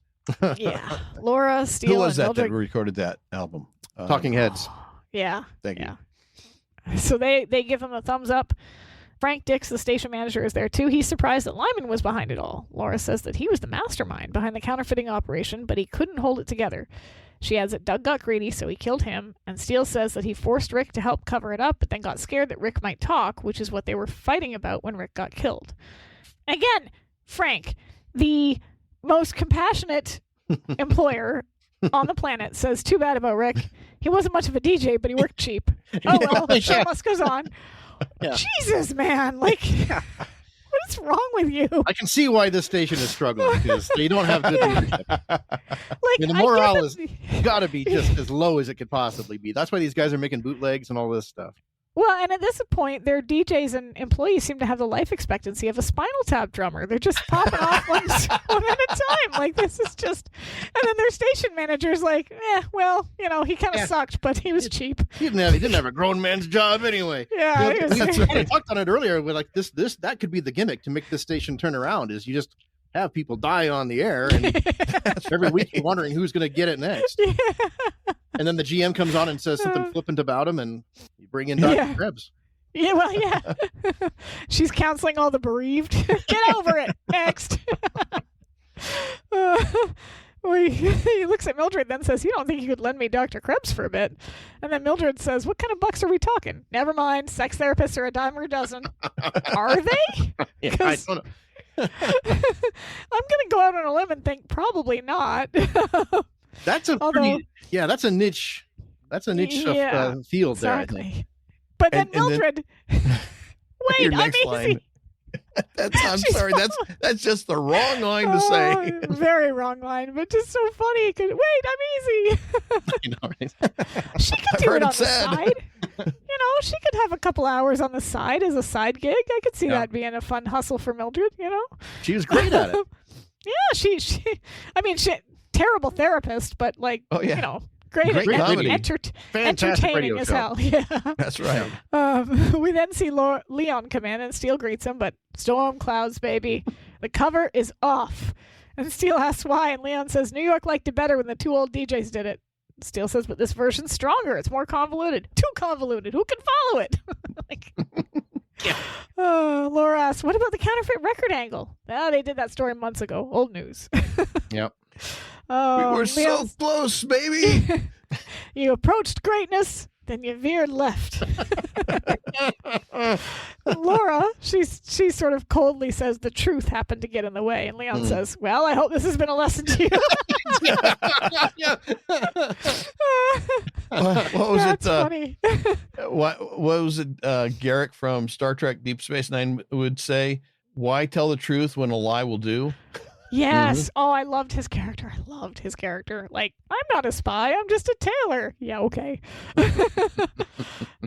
So yeah, Laura tries to comfort Steele, and he says, well, it's a few million adoring fans, more or less. More or less. Laura asks if he would settle for just one, which is also very sweet. That is nice. Yeah. I apologize. My cat just pushed her way into the room, so if meowing starts happening any second now, it's because she got in. Yeah, so Laura asks if he would settle for just one, and he tells her in the modern parlance, let's blow this pop stand. She says she thought he would never ask, and they leave, and we freeze. Isn't it popsicle stand? I don't know. That's what I've heard. It is popsicle stand, but I guess this is Steele trying to be like the young hip kids, like Steve Buscemi with his skateboard. Hello, fellow children. He should have spent more time with Rick Banham. He would have picked up a few better closing lines. Well, better closing line. He would have picked up some closing lines, but I don't know if they'd be better. Well, he would have had a wider variety, and sometimes it's not the quality. It's just the quantity you can bury them under. Right. You don't just keep going back to that same one every time. That's true. That's right. No, he did. And that was, sorry, that was just me showing the cat. My husband opened the door. Something about the radio station TV shows is you always, as from my perspective, look and see how accurate they got the stuff. Mm-hmm. And usually the sets are not accurate. For obvious reasons. You want to be able to have actors stage scenes around the, so a real radio studio is not really built for that. But this particular studio, it's one of those things, anybody who's worked in radio for a significant amount of time, especially doing a show, has a recurring dream that the record's playing, it's about to run out, and you can't find anything to put on next. You're about to have dead air, and you're trying to figure out, what am I going to do next? This console that they're using would be in that dream, because it'd be one of those things where even if you did know what to put on next, you couldn't figure out how to do it, because there's like a random bunch of knobs on one side, sliders over here in the middle. The layout, you've got these two guys like elbow to elbow, almost facing away from each other. The whole thing is really odd, and I don't even know where that equipment came from. It looks kind of radio-like, but I've never seen anything like that. And you push the slider up to play the sound effects sometimes, and it's it would be the console in that dream where it's like I couldn't even turn the mic on if I knew what to say. But you know what? It worked because I've never been in a radio station, and I was like, yeah, that's totally what they look like. It had buttons, knobs, and lights, and that's all you need. Like a reel-to-reel tape machine that's never running, even when they're recording their theater exactly. bits. It's got one cart machine in there, which would never be enough. But it got the job done. Yeah, it looks convincing enough. As long as it looks real. Yeah. To people who don't know. Yeah. The WKRP was another one where the console and that's a little weird too. Better than this one. But WKRP got the atmosphere and the personalities totally right. News Radio did a pretty good job on the stuff. I think the most accurate TV set was Frasier. I think that one looks like an actual radio station. I love that show. Never seen that. Yeah. But this one here, as far as realistic goes, I've never. But having sliding faders in the 1980s for radio stations, especially a standalone AM, that they spent some money on that because most of those stations were still using the rotary pot consoles back from the 60s. So they had some pretty good gear there, at least. Maybe that was before Frank Dix's time as station manager. It might have been, yeah. Updating. Yep. I don't think Frank paid for that neon sign in the lobby either. No, that would have been expensive. And when the bulbs start going, he's just like, whatever. Yeah, it's just it'll be just one rot after a while. That's right. Oh, that's a metaphor. Until for the AM art just radio stops there. working, then it's caught. Yeah. Well, thoughts on the overall episode, because that's the episode. I mean, it's fun. Yeah, a lot of holes, a lot of inaccuracies, but ignoring all the hand waving, it's a fun epised. You could hand wave enough to fly your own plane for this episode. You can hand wave enough to be your own plane. Mm-hmm.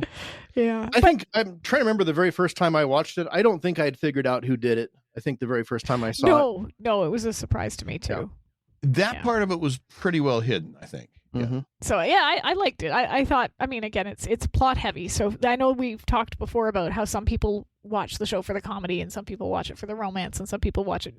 There are some mystery buffs out there who just watch it for the mystery plot. So this one's very plot heavy. There's some comedy, obviously. I was going to say, but it's got a lot of good humor. It's mostly one-liners. Yeah. But I mean, it's some good, and it's really bad, corny one-liners that are hilarious because they're so bad. Oh yeah. And I mean, you've got Vincent, last name I can't pronounce, who always makes who always makes a presence for himself no matter what he's on, even the smallest part, and it's him because he's just not only so unique looking but just such a wacky actor that he's he's great. Fantastic. Love him. Storm clouds, baby. The cover's off. Like he just choose the scenery with great relish, and I love it. I think season 4 was kind of a mixed, as far as like good and bad stuff, and I'd say this is the top half of season 4 for me. Yeah, I mean, for me, season 4 is my favorite season. So, even the clunkers are, well, except for one. We'll get there, but. Which one? I don't know what you're talking about. I'll say it when we get there. Have to keep watching to find out. I have teased the listeners that there is only one episode of this show that I would actively skip, and we can't because we're going to be doing a podcast on it. So I will have to watch and make notes. But yeah. All right. So I will laugh if you have to be the lead on that one. I already checked, and I am. Nice. I already I looked ahead and counted, and I'm like, crap. Yeah, that one's mine. Yay! All right, so we're gonna go for the website www.SteeleWatching.com, where you'll find show notes and links to Amazon US and Amazon Canada, as well as social media resources and links such as. Well, you can find links where you can support the show financially. And we don't say it often enough, but yes, we do very much appreciate the folks who have chosen to step up and help us cover the costs on this. It's an ongoing cost, and those contributions definitely help. But in addition to that, you'll find links to the official Steele Watching Facebook page, the official Twitter and Instagram pages, as well as the link to the ever popular, totally unofficial, but always enjoyable Steel Watchers fan group on Facebook. Yep, where all kinds of weird and wacky stuff happens. Yes. And I think And bring your own vegetables. don't bring your own. Do not listen to this man. That is terrible advice. I don't know. I got it from the Dr. Pam. Don't listen to Dr. Pam. Listen to Dr. Ruth or Sue Johansson, but do not listen to Dr. Pam. Everything I learned from Remington Steele. Yeah, including don't put vegetables where vegetables are not supposed to go. And our next episode will be a return of our favorite con man. Kind of con man. Pathetic con man. Yeah. George Edward Mulch in Steele Inc. And I want to, we have our special guest. Can you think of a cool radio way to sign off, to finish this episode? No. That's always the toughest thing, is trying to come up with some kind of a catchphrase. I've never had a good one in any of the shows I've ever done. So you suck.